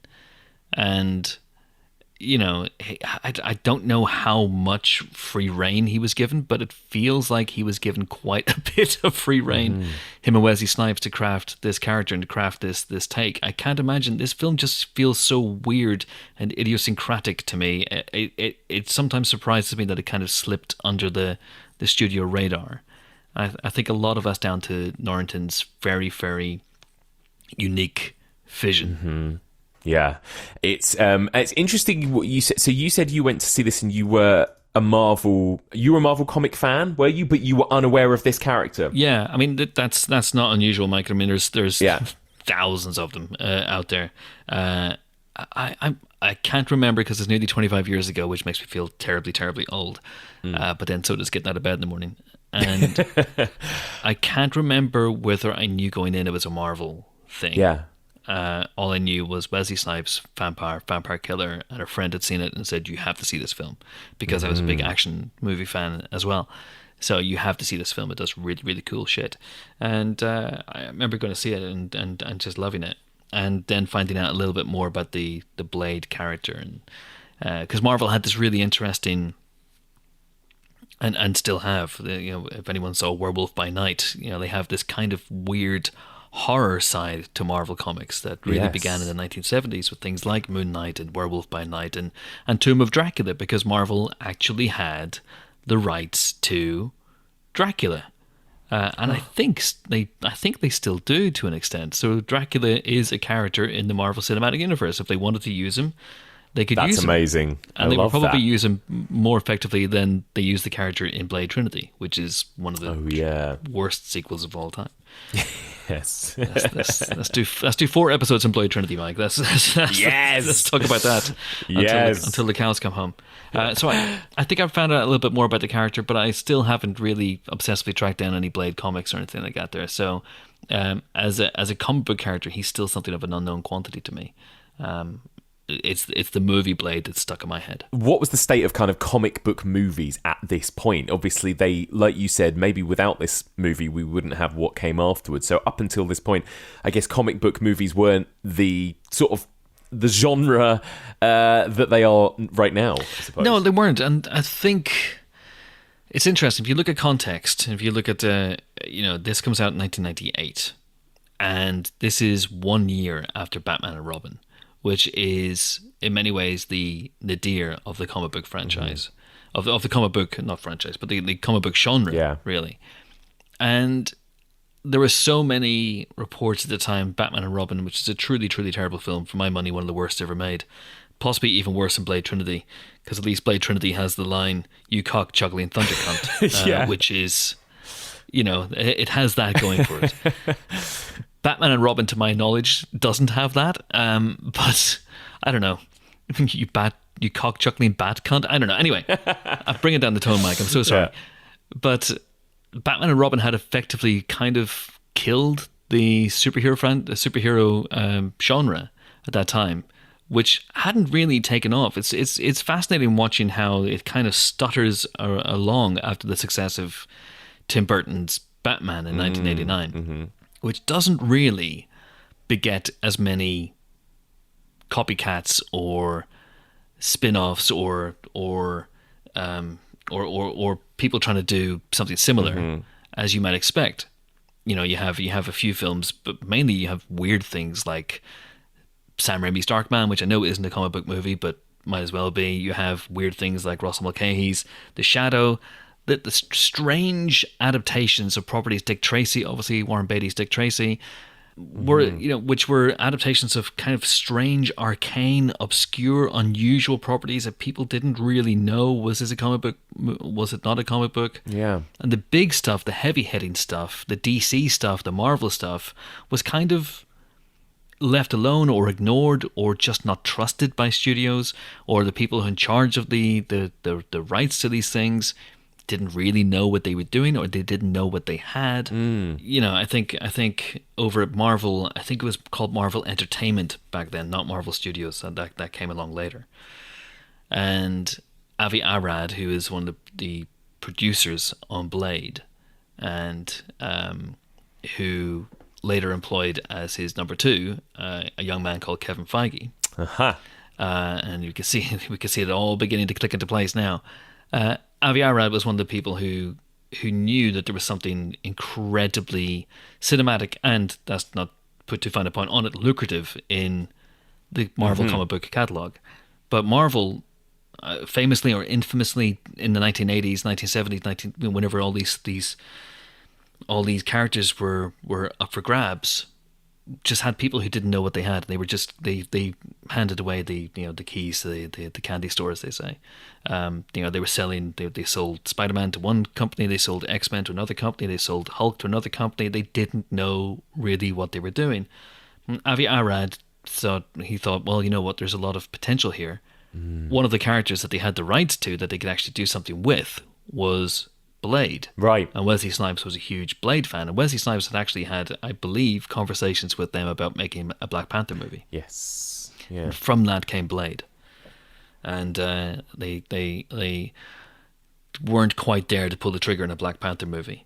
And there are many, many times when I thank our lucky stars we didn't get a Black Panther movie made in the late 1990s or the early 2000s, when it would have been slightly cheesy, maybe even slightly schlocky. There would have been there might have been a temptation to make it slightly exploitationally, in a way. So that conversation, in a way, we can't do Black Panther, but what else have you got? What else have you got? And Blade was one of those things, and so that's where they went to. But the fact is that this was a D-list character that nobody really had heard of. The film was set up with New Line because pretty much lots of Marvel properties were with different studios and different companies. The film was set up with New Line. There was no Marvel Studios. There was no overarching Marvel umbrella that would produce all these things. But this movie allowed that to happen. So even though Blade ultimately was a modest to decent-sized hit at the box office that year, and critically was not that well received, because there was a fair amount of snobbishness towards it, because it was a vampire movie that had a bunch of martial arts sequences directed by a music video director and starring Wesley Snipes, who wasn't exactly a critical darling, and still isn't. It showed studios that comic book movies could be made again and could be made cool again in the wake of Batman and Robin, and it showed studios that, oh, hang on, there might be something to this Marvel catalog after all. And so X-Men comes along a couple of years later, comes out in 2000. Spider-Man comes out after that in 2002. Yeah. And I've long said it. I've said it again. I said it on the podcast once. I'll say it again. Without Blade hitting, none of that happens. Wow, that's really. I probably don't have a job or a career if that happens. So it's all thanks to Blade.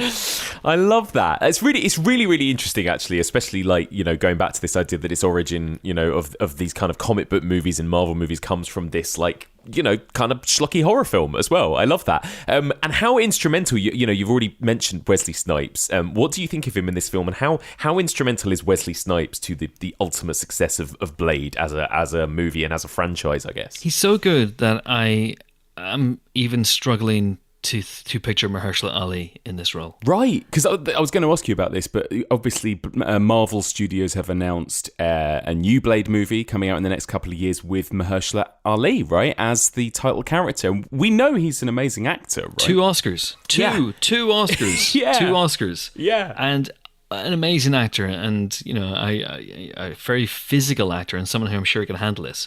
But Wesley Snipes is, I think this movie gets overlooked sometimes. I think he gets overlooked sometimes when people talk about great comic book movies, and they talk about the great comic book movie performances. Again, I not to repeat myself too much, but I've said in the past, there are a number of actors from whom you cannot divorce the character. The choice is so perfect. The marriage of actor and character is so perfect. Robert Downey Jr. and Tony Stark, Margot Robbie and Harley Quinn, which is why I'm fascinated to see Lady Gaga doing it. Yes, in the next Joker movie. Yeah, and in the Marvel Studios era, they've actually achieved that marriage, that union, more often than not. And when people are talking about those, Chris Reeve and Superman, obviously, Wesley Snipes and Blade kind of get overlooked, and I really feel that's massively, monstrously unfair, because this is a really, really cool, minimalist, Clint Eastwood, Alan Delon type performance in what could have been a really schlocky movie. And I think there are a couple of things that elevate Blade into a classic for me. One is Stephen Norrington. Yeah. And perhaps we'll talk about him and where his career went after this. Yeah. And, just the aesthetic that he created in this movie. Two is actually David Goyer's script is really good. I think it's one of the best scripts that he's ever written. And, he doesn't have... I think David Goyer is a great writer, or can be a great writer, but he can sometimes be a slave to pretension a little bit. Yeah. I think that marks his screenplay for something like Man of Steel. Yes. And Blade has no such pretensions. Blade is absolutely unapologetic about what it is, which is it's a badass vampire killer movie about a badass vampire killer killing vampires in a badass way. That's literally what it is. It doesn't try to be anything else. And the third thing is Wesley Snipes. Wesley Snipes is tremendous in this movie. He says maybe 5 lines, maybe. He doesn't have a lot to say in this movie. Yeah. What he does say is very quotable, like I say. I think he has one of the best lines in all of cinema history. But he's just so good. He's got such a command of his physicality in this. He looks incredible. Yeah. He moves in an incredible way. He and his stunt team, just because he's very capable. He's doing a lot of that stuff himself. Yeah. And I just think it's just an incredible performance. You want to be Blade at the beginning of that movie, let alone the end. Totally, I completely agree. He's mesmerizing in this film in a way, and like you say, even with barely any dialogue, he completely embodies that character, and he's perfect partnership. It feels like with his kind of performance style with this direction as well, and this aesthetics. And like you say, he wasn't presumably the most kind of sort of respected actor in Hollywood. When you look at what he had done before this, movies like Demolition Man or Passenger 57 or Tu Wong Fu or these movies, right? Strange kind of little cult films almost. But he had also worked with Spike Lee a couple of times and done things like Jungle Fever, and so he had established himself as a really good dramatic actor as well. But I think he is a martial artist. He did train intensely for this movie, and maybe he just wanted to be. He saw this as his opportunity to become an action hero in his own right. Because I think if you look at the Passenger 57 aside, which is just a fun, dumb, diehard movie with again one of the best lines. So weird. He's got 2 of the most iconic lines of the last 40 years. Always Bet in Black, and some motherfuckers are always trying to ice skate uphill. I don't know. I don't know what it is. Maybe he just attracts great kick-ass, bad, tough guy, badass tough guy lines. Yeah. But I think maybe he was just trying to carve out his own niche as an action hero, as an action star in his own right. And he wanted to be a superhero. As well. I guess technically that's what Blade is. Yeah, I love that.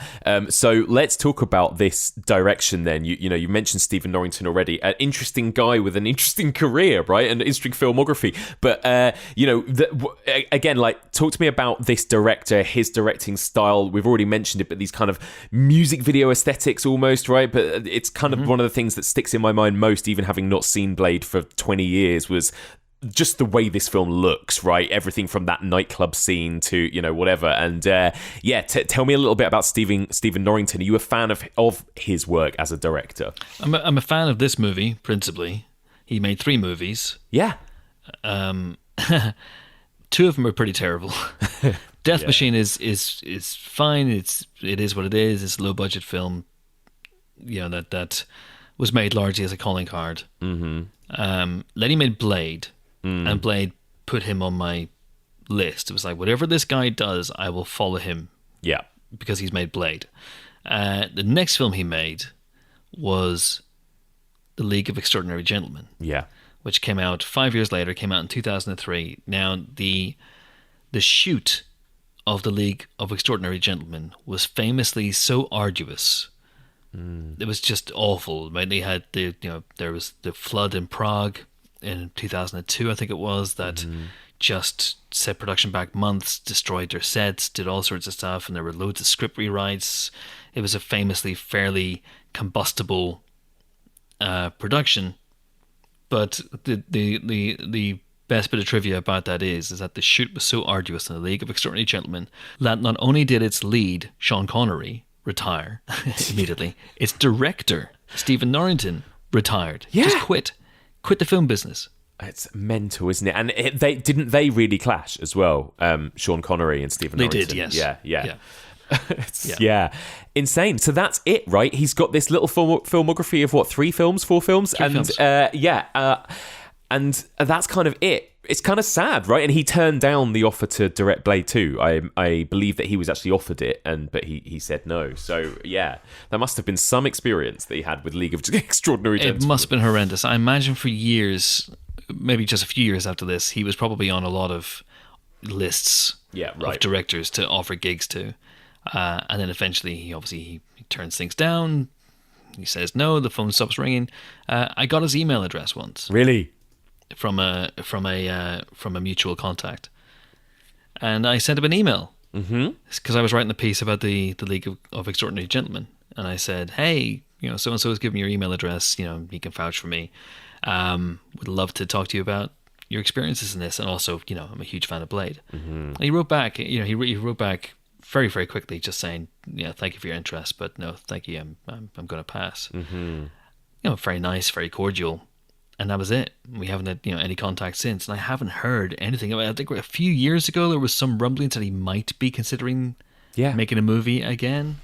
But nothing as of yet, right? It's crazy. But what do you think of the way he directs? You've already mentioned music video aesthetics, but what do you think of the way he directs Blade? Well, it's interesting because, he had if I'm right in thinking, he had a music video background, he had a commercial background. He was, and sometimes that can prove to a film's detriment. Sometimes you can prioritize visuals over a story. I don't think that happens with Blade, but at the same time, Blade for me feels at its best like a series of music videos strung together. Yeah. And the opening nightclub sequence, which has got all this very, very flashy, very, very kinetic filmmaking going on, is, as I've said before, one of the great introductions to a character in a movie. Yeah. That moment when Blade walks in, just appears in this vampire nightclub and just coolly and calmly proceeds to just take them apart. And the vampires, you can see the vampires, as they realize that the Daywalker is amongst them. Yeah. Hissing, scratching at him, clawing at him, but shitting their pants, which I'm not entirely sure is something that vampires can do. Can vampires shit their pants? I don't know, but they kind of do in this movie. That sequence is bravura for me.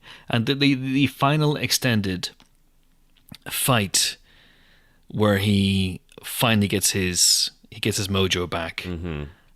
He gets his powers back at the end, and he goes in this extended kind of trawl through this bunch of disposable vampire henchmen. I think that's another incredible action sequence because a lot of it's really grisly, really gory. There are several ooh moments in there, it's just really well staged and really well shot in a way that you would, you'd be surprised to learn this was just the second film for this director. Yeah. The action sequences are cool. You could track the action, which is unusual. Yeah, that's something I was going to say. Like, I think it's quite easy sometimes to dismiss filmmakers that maybe are accused of having sort of music video aesthetics as maybe being too choppy, right? And maybe, and I was really impressed when rewatching this, just how coherent the action sequences were, right? And I think that's why the film actually, even though it is mainly visuals and it's very little dialogue, it is music video-y, like you say, but it doesn't feel too style over substance, because it feels like there is substance in that style, right? I guess that the action scenes are so well put together, and this is what's interesting about watching a vampire film, based on a comic book, is that it feels like it's real visual storytelling in this film, and he does an amazing job in that regard, I would say. What he does is he creates a template that is so strong that Guillermo del Toro followed it for Blade 2. Yeah. And I love Blade 2. I think Blade 2 is terrific. And I would happily watch a double bill of Blade and Blade 2 anytime at all. And Guillermo obviously brings a lot of his own stylistic preoccupations to it. Yeah. Not just Ron Perlman, but he brings a lot of himself to that movie. But at the same time, it feels like it's definitely following in the footsteps of Stephen Norrington. Definitely. Even down to the final rampage, when he grabs his sunglasses and he puts them on and the music starts up and he starts going, tearing through the henchmen. That feels like this is an extension of Stephen Norrington's work. Yeah, and this absolutely. is one of the great directors of all time, Guillermo del Toro, following in the footsteps of this brash young punk, I guess. Yeah. It's amazing, actually. And next week, we're going to be talking about Kronos and Blade 2 together as a Del Toro vampire double bill, right? And what an amazing... And you really can see that difference. Kronos, absolutely undiluted. Guillermo del Toro being at his most Guillermo del Toro in a way. And then Blade 2, when he does have to take on an existing franchise. And like you say, it's so much of Stephen Norrington in that direction, even though he has a few of his flourishes. So yeah, it's really interesting. So let's talk about the vampires in this as well, because another fascinating thing that we've talked about a lot throughout this whole series is the different spins that people put on vampirism, vampire lore, the rules of vampires in different movies. How traditional / untraditional are our vampires in this, Chris, would you say, as monsters? I think they're kind of untraditional, aren't they, really? Mm-hmm. I'm thinking of scenes like the moment where they break into Whistler's and Blade's den and they essentially kill Whistler. Yeah.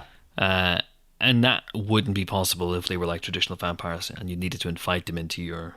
That's true. There's no invitation rule in these films. There's no invitation rule.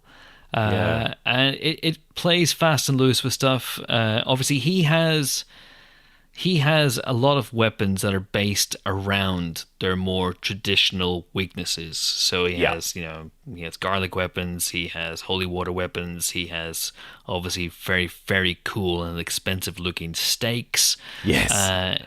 Which are kind of awesome. So I guess in that sense they're traditional. Obviously they're susceptible to sunlight. You have really lovely gags in that where you have Stephen Dorff as Deacon Frost wearing essentially factor 5,000 sunblock. You have the fun sequence with Udo Kier expiring in the sunlight.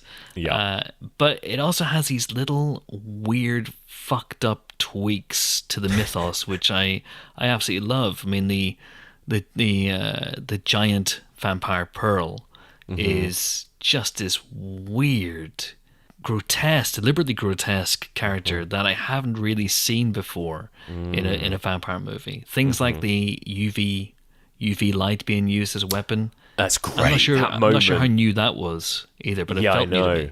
It did. I've not come across that yet so far. I love all of that kind of stuff. And again, taking these classic Gothic tropes of weapons that we might have once upon a time watched, Peter Cushing use, right? But make them in this incredibly cool, like, let's put garlic in, bullets and all of this kind of in silver bullets and all of this kind of thing. It's great. I really like all of that. And there's something very sort of I guess, viral, right? It feels like, vampire movies tend to go one way or the other, where they are more supernatural, or there is this kind of other take, which is that it's a lot more medical almost, and it feels like there is an element of that in this. I mean, there's a breed of vampires that they can be born vampires, right? Like vampires in am I right in Purebloods, thinking, yeah. right? Yeah, and that they can reproduce, they can procreate as vampires, almost like they are just this entirely different race, as opposed to these sort of walking corpses that have been infected by vampirism, like other movies might have been up until this point. So that's kind of interesting. It's kind of Harry Potter before Harry Potter was Harry Potter. In a way. You have the pure bloods, you have the mudbloods, which is what Deacon Frost is. He's he's someone who was turned, and so he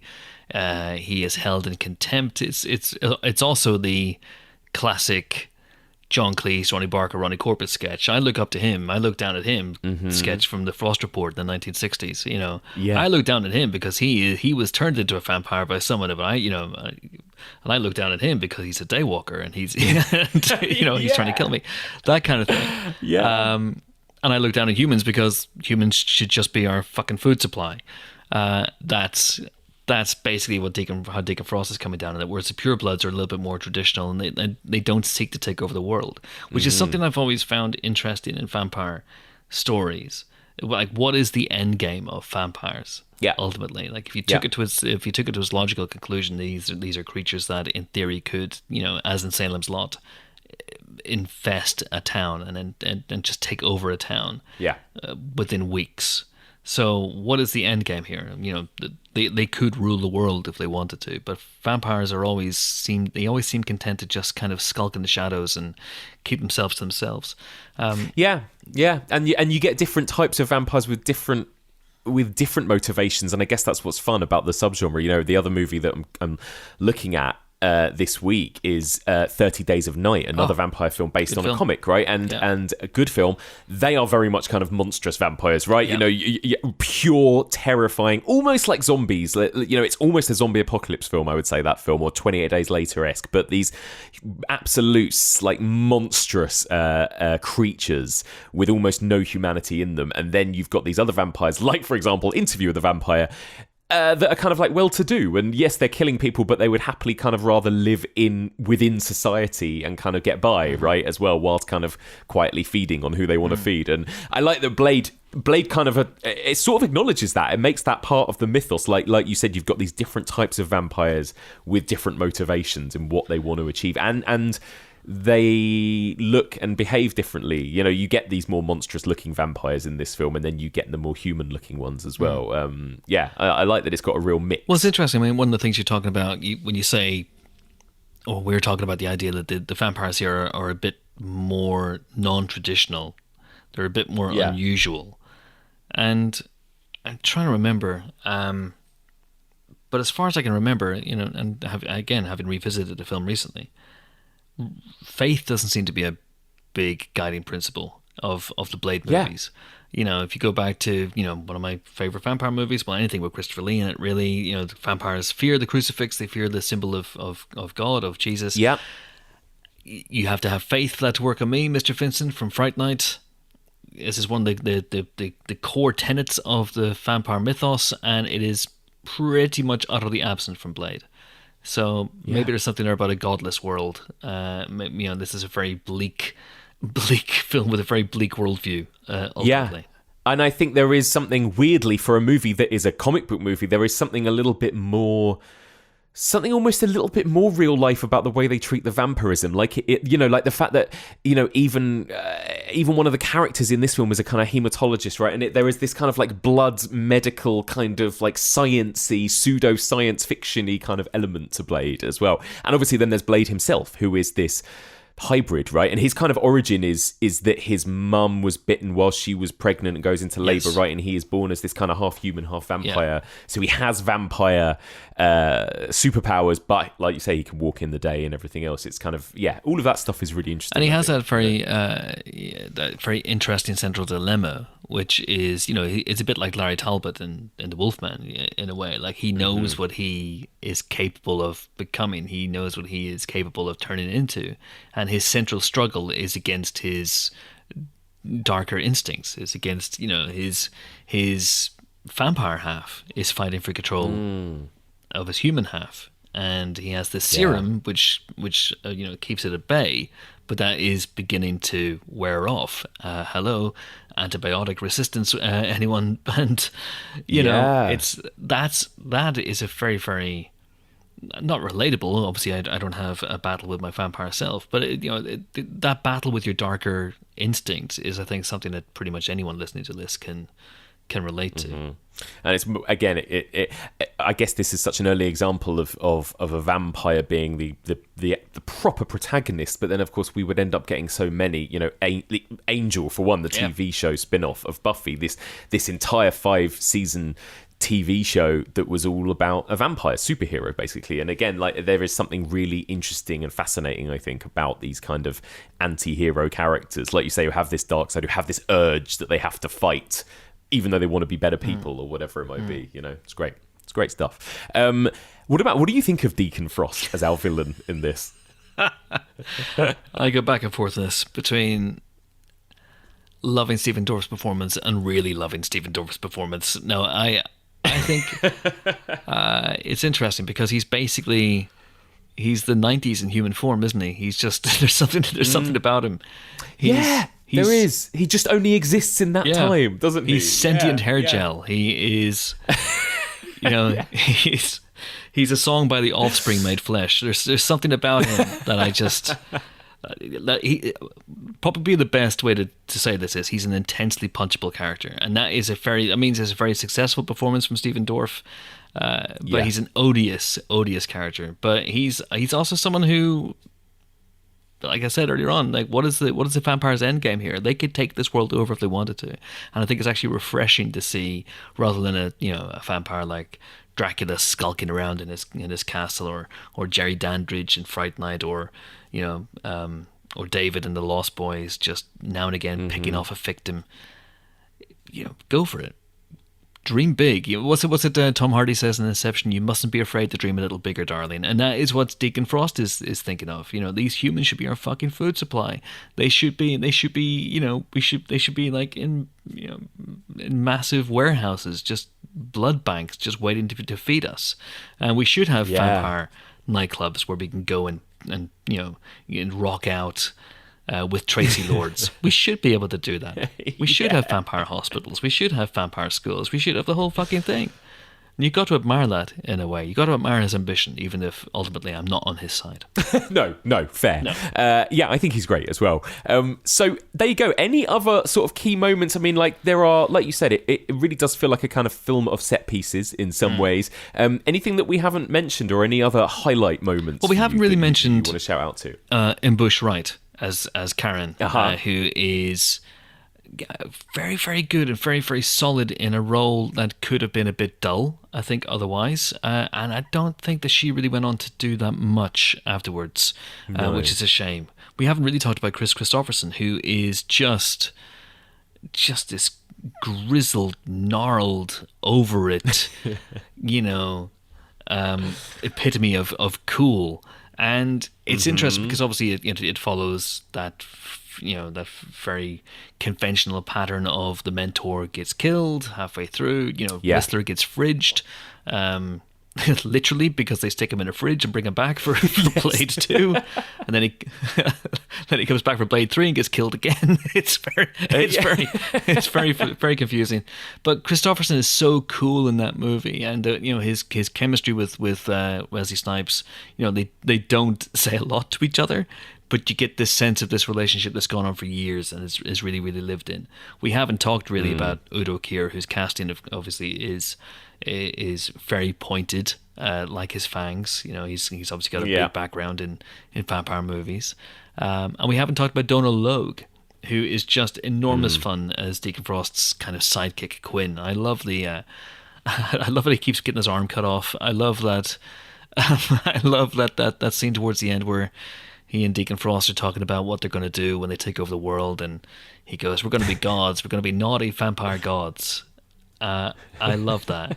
We haven't talked about Stephen Norrington's cameo, where he is a vampire biting someone's neck on a street corner, and the camera races past him fairly quickly, and he's got very, very long hair. in that, which I think he had in real life. I love that. It's such a cool, fun, fairly short little movie. I just love it to bits. I love it. Well, we're going to wrap up on Blade shortly, but first of all, let's head on over to this week's Wild About Horror segment, because, of course, psychoanalyst and cinephile Mary Wilde has got some thoughts to share on Stephen Norrington's Blade.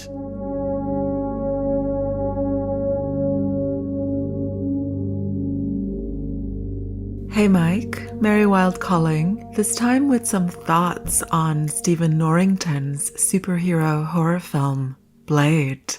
Wesley Snipes plays a half-vampire daywalker who, together with his mentor Abraham Whistler and hematologist Karen Jensen, fights against vampires, namely the exceptionally vicious Deacon Frost. The film begins with a shot of a pregnant woman attacked by a vampire in 1967, causing her to go into premature labor. Doctors are able to save her baby, but the woman dies of an unknown infection. 30 years later, the child has become the vampire hunter, Blade, who is a hybrid that possesses supernatural abilities of vampires without any of their weaknesses, except for the requirement to consume human blood. At a meeting of the Council of Pure Blood Vampire Elders, Frost, the leader of a faction of younger vampires, is rebuked for trying to incite war between vampires and humans. As Frost and his kind are not natural-born vampires, they're considered socially inferior. Apparently, Frost wants to command a ritual where he would use 12 pure-blood vampires to awaken the blood god, La Magra, and Blade's blood is the key. The core structure of Blade is predicated on the logic of Freud's Oedipus complex, a concept I've mentioned in a previous Wild About Horror segment. I will claim that Blade functions primarily as a cinematic representation of the so-called family romance taboo, specifically the impulse of the male child to desire his mother. In psychoanalytic theory, the Oedipus complex occurs during the phallic stage of psychosexual development between the ages of 3 to 6 years, a time when the formation of the libido and the ego also takes place.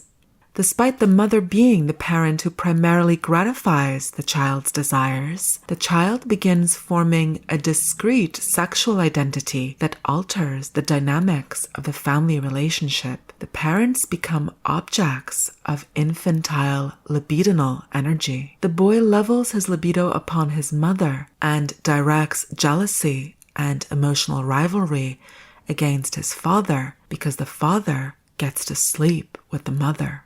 To unite with the mother, the boy's id wants to kill his father, but the pragmatic ego, understood as the reality principle, knows that the father is the stronger of the two males competing to possess the one female. The boy remains ambivalent about his father's place in the family. Freud theorized that the boy harbors a fear of castration by the physically stronger father. This fear, of course, is irrational. It is a subconscious manifestation of the infantile id. Now, if we apply this set of ideas to the movie Blade, it's possible to recognize the way that its narrative is organized along the principles of the Oedipus complex. Blade grows up without maternal attachment, believing that his mother died on the night of his birth. He vows to exact revenge on the creature that caused her death, whatever malevolent force that is responsible also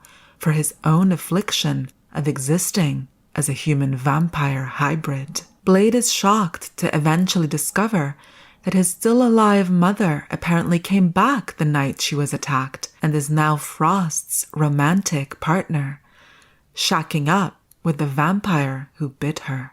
Blade is subdued and taken to the Temple of Eternal Night, where Frost plans to perform the summoning ritual for La Magra. It is a devastating realization for Blade. facing up to the fact that his mother is the undead consort of the monster who took her away from him, a monster responsible for Blade's own condition, a father to him in some ways. This scenario is obviously outlandish, but at an experiential emotional level, there's something meaningful here. In the eyes of a young child who feels disconnected from his mother, the insertion of the father in a relational dynamic becomes the reason why the kid feels left out.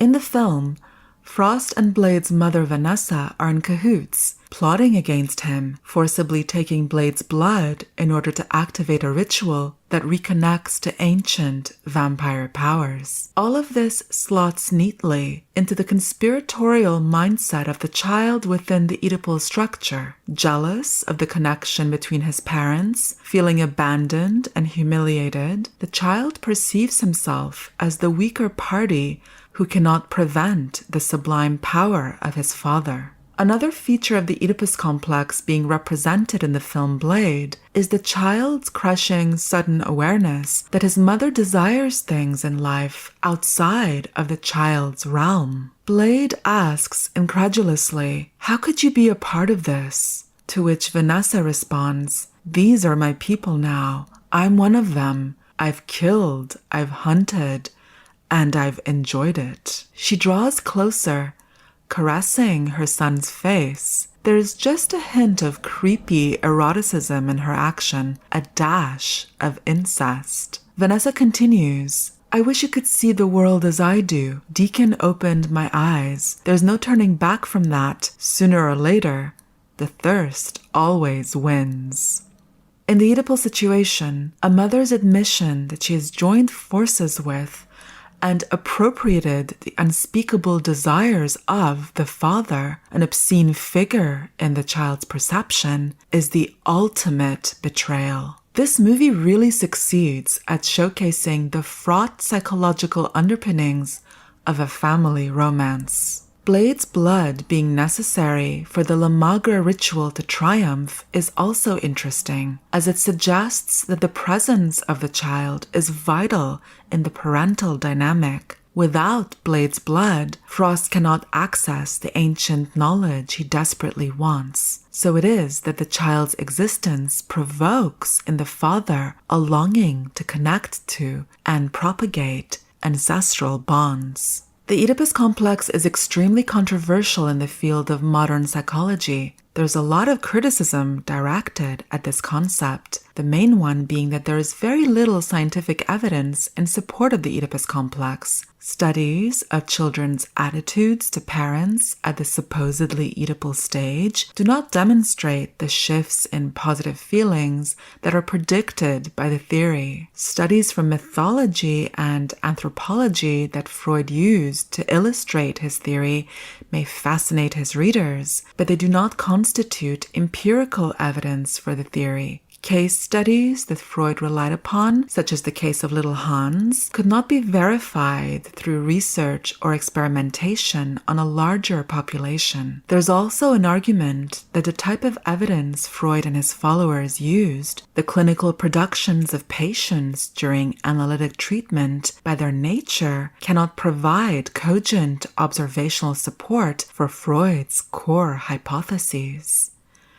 However, from the postmodern perspective, Jacques Lacan argued against removing the Oedipus complex from the center of psychosexual development experience. He considered the Oedipus complex, insofar as we continue to recognize it as covering the whole field of our knowledge with its signification that superimposes the kingdom of culture upon the person, marking his or her introduction to symbolic order. Thus, a child learns what power independent of itself is as it goes through the Oedipus complex, encountering the existence of a symbolic system independent of itself. Moreover, Lacan's proposal that the ternary relation of the Oedipus complex liberates the prisoner of the dual relationship of the son-mother dynamic has proven useful to later psychoanalysts. So it is that Blade, by going through the Oedipal crisis upon the discovery of his mother's betrayal, witnesses a symbolic order independent of himself. Somehow, by going through this painful process, Blade overcomes the trauma and liberates himself from the debilitating preoccupation with his mother, gaining a sense of his own agency. Until next time.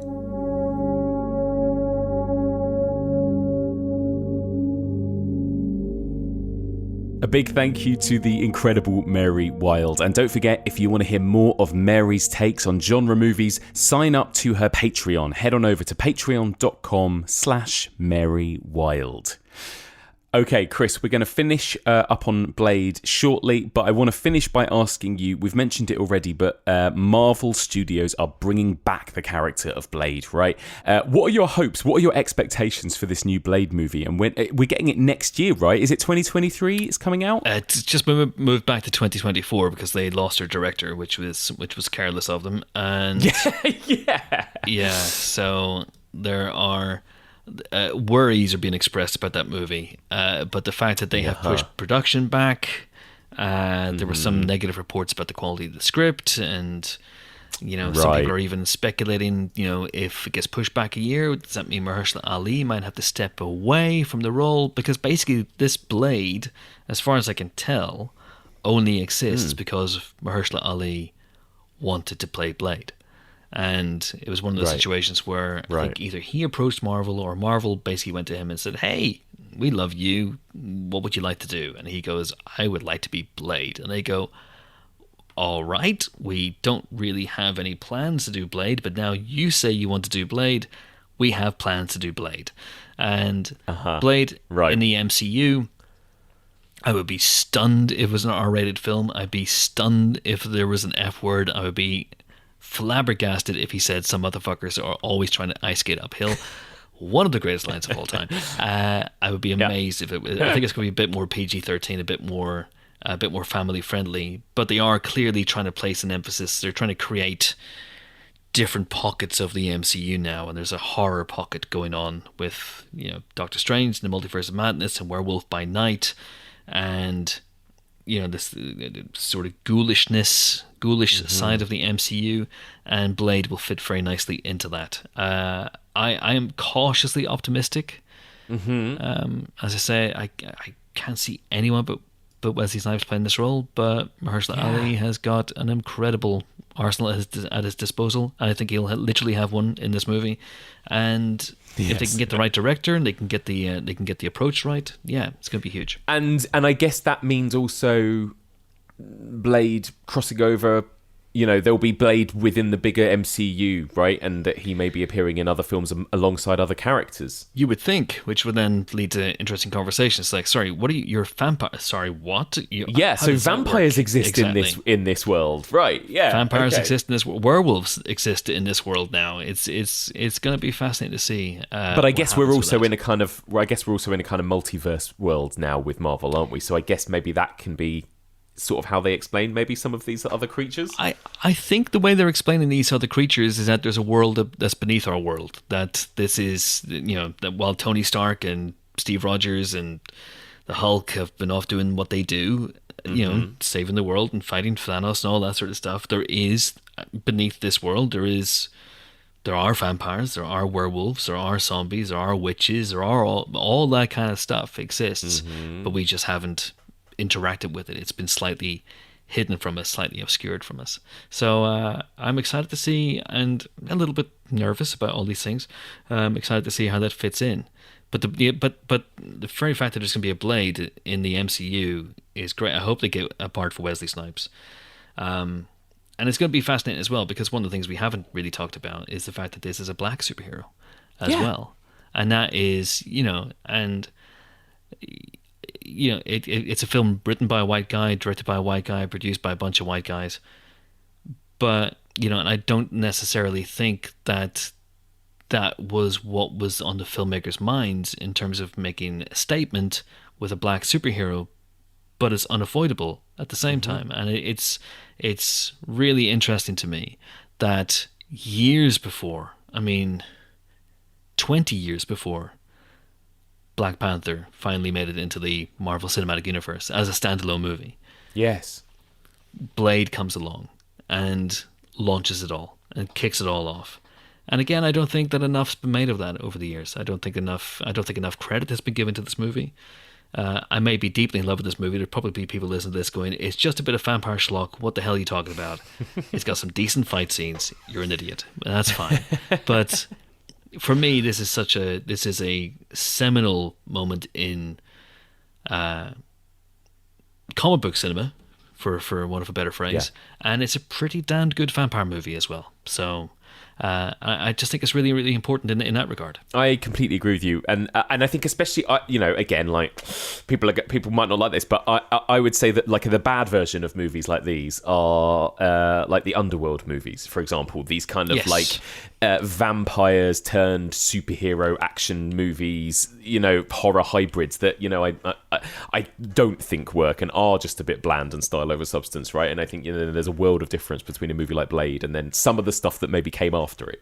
Also, I think it's really interesting that this movie came a year before The Matrix, right? And there is something of The Matrix to it too, this feeling like even just that image of like, I think I tweeted this when I was watching it, but just that image that we got a lot around the turn of the millennium of like heroes walking in wearing long leather jackets, sunglasses, and a pair of pistols, right? And being accompanied by drum and bass music or something. It's like, that happened a lot. And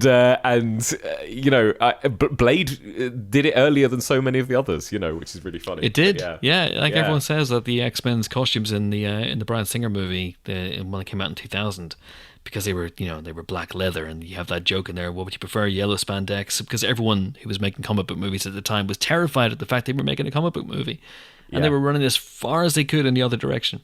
But all the costumes, people think all the costumes now owe a lot to The Matrix, but you're right, Mike. They owe as much to Blade as they do to The Matrix. And one of the reasons I love Blade is that Blade is unapologetically a comic book movie that has daft, inexplicable things in it, but also, this is evolution of horror. I think it actually it works pretty well as a horror movie as well. There's some really, really creepy sequences. A sequence where Karen very early on gets stuck down that hole with her former lover, who is now but turned into a vampire, and that's pretty freaky. In terms of squeamishness, there's the bit where Blade has been depowered. Essentially, he's been drained of his blood to use his special blood to activate the blood god. And so then Karen, the Bush Wright character, offers him her neck and her own blood in order to get him back to life. And that bit always makes me a little bit ill, because it feels like he's taken her to the point of no return. And it just feels like, it's perhaps one of the most, for me, one of the most visceral depictions of what it would be like to have a vampire actually suck your blood. Of literal blood draining. Again, I think there's that feeling of like, it goes back to that thing I was saying about this kind of medical element to this film. There's a kind of body horror almost to it, isn't there? Which I really love. Yeah, you're right. It does work really well. I mean, even again, like that the creepiness when you first see it of that victim realizing that he's in a vampire nightclub, right? And that reveal of the vampires, it's so over the top, I know, and the shower of blood, but there is something like amazing and creepy about it when you first, well, it certainly was for me when I was 12 years old and first watching that. It's great. Absolutely. Really, really good. And the script, there are worse things out tonight than vampires. Like what? Like me. What a line. Exactly. Love it. I love it. Well, there you go. Well, Chris, thank you so much for coming in and getting to chat about horror and Marvel with you. I feel like I ticked all the Chris Hewitt boxes tonight. It was great. That was such a pleasure to have you on. And is there anything you guys have got coming up on Empire Podcast? Any fun spoiler specials or anything that you want to plug? Yeah, we got loads of stuff, Mike. I mean, it's never ending. It's never ending. Once again, I make an appeal to everyone who's making movies and TV. Stop. Please stop. I'm not asking for a pandemic this time or anything terrible to happen to the world to stop, but I'm just saying take some time off, folks. Let me get caught up, please, for the love of God. In terms of spoiler specials coming up over the next couple of weeks, we'll have spoiler specials for The Woman King and Andor and House of the Dragon and Halloween Ends, and one I'm very excited about from a horror perspective, we're doing a retro Event Horizon spoiler special with Amazing. Paul W.S. Anderson. So that is wow, very, very exciting indeed. And we'll be doing things like Barbarian, spoiler special for Barbarian in terms of the horror front. We recently put up the Black Phone with Scott Derrickson, so I'm trying to put up a horror-related spoiler special every week in the run-up to Christmas. Christmas. I love it. Well, Barbarian is a movie that definitely warrants a spoiler special, particularly. But that's awesome. I cannot wait. Well, Chris, you may even be on those spoiler specials, Mike. We shall see. We shall see. Always. Well, Chris, thank you so much for joining me. Always a pleasure. And that's it for this week. Thank you so much for listening, and a huge thank you to this week's brilliant guests, Susan Calman and Chris Hewitt. So, I would love to hear what you guys think of these two films. You know, initially I wasn't the biggest fan of 30 Days of Night, and it was actually you guys who wrote to me and said, you've got to give it another try, you've got to include it in the series. And I'm really glad I did. I had a great time watching it, and it definitely has gone up in my estimation. So I would love to hear your thoughts. Please do get in touch. You can email me, evolutionofhorror@gmail.com. You can also find us on Facebook, Twitter, Instagram, and Letterboxd, all the socials. And don't forget, if you want to discuss this week's episode with fellow listeners, there are two places you can go. You can join our Discord, or you can join the Evolution of Horror discussion group, which you can find on Facebook. If you want to support this podcast financially and get treated to weekly bonus episodes, then you can sign up to our Patreon, patreon.com/Evolution of Horror. We've just concluded this week our Halloween miniseries, which finished, of course, with an in-depth review of Halloween Ends earlier this week. So you can listen to that whole 7-part miniseries if you are a $10 patron. You can find this podcast in all the usual podcast places, and if you get a spare moment, I'd be so grateful if you could drop us a little rating or review on Apple Podcasts, as that really helps us get discovered by new listeners. So on to next week then, and next week's going to be another really fun double bill, because next week we're going to be talking all things Guillermo del Toro, one of the greatest directors working today. And of course, let's not forget that he has made 2 very interesting and very different vampire movies. So next week I'm going to be joined by Matt and James from Journey Through Sci-Fi, and we are going to be talking about Kronos from 1993, and of course Blade 2 from 2002. Cannot wait. Join us next week for all of this and more on the Evolution of Horror.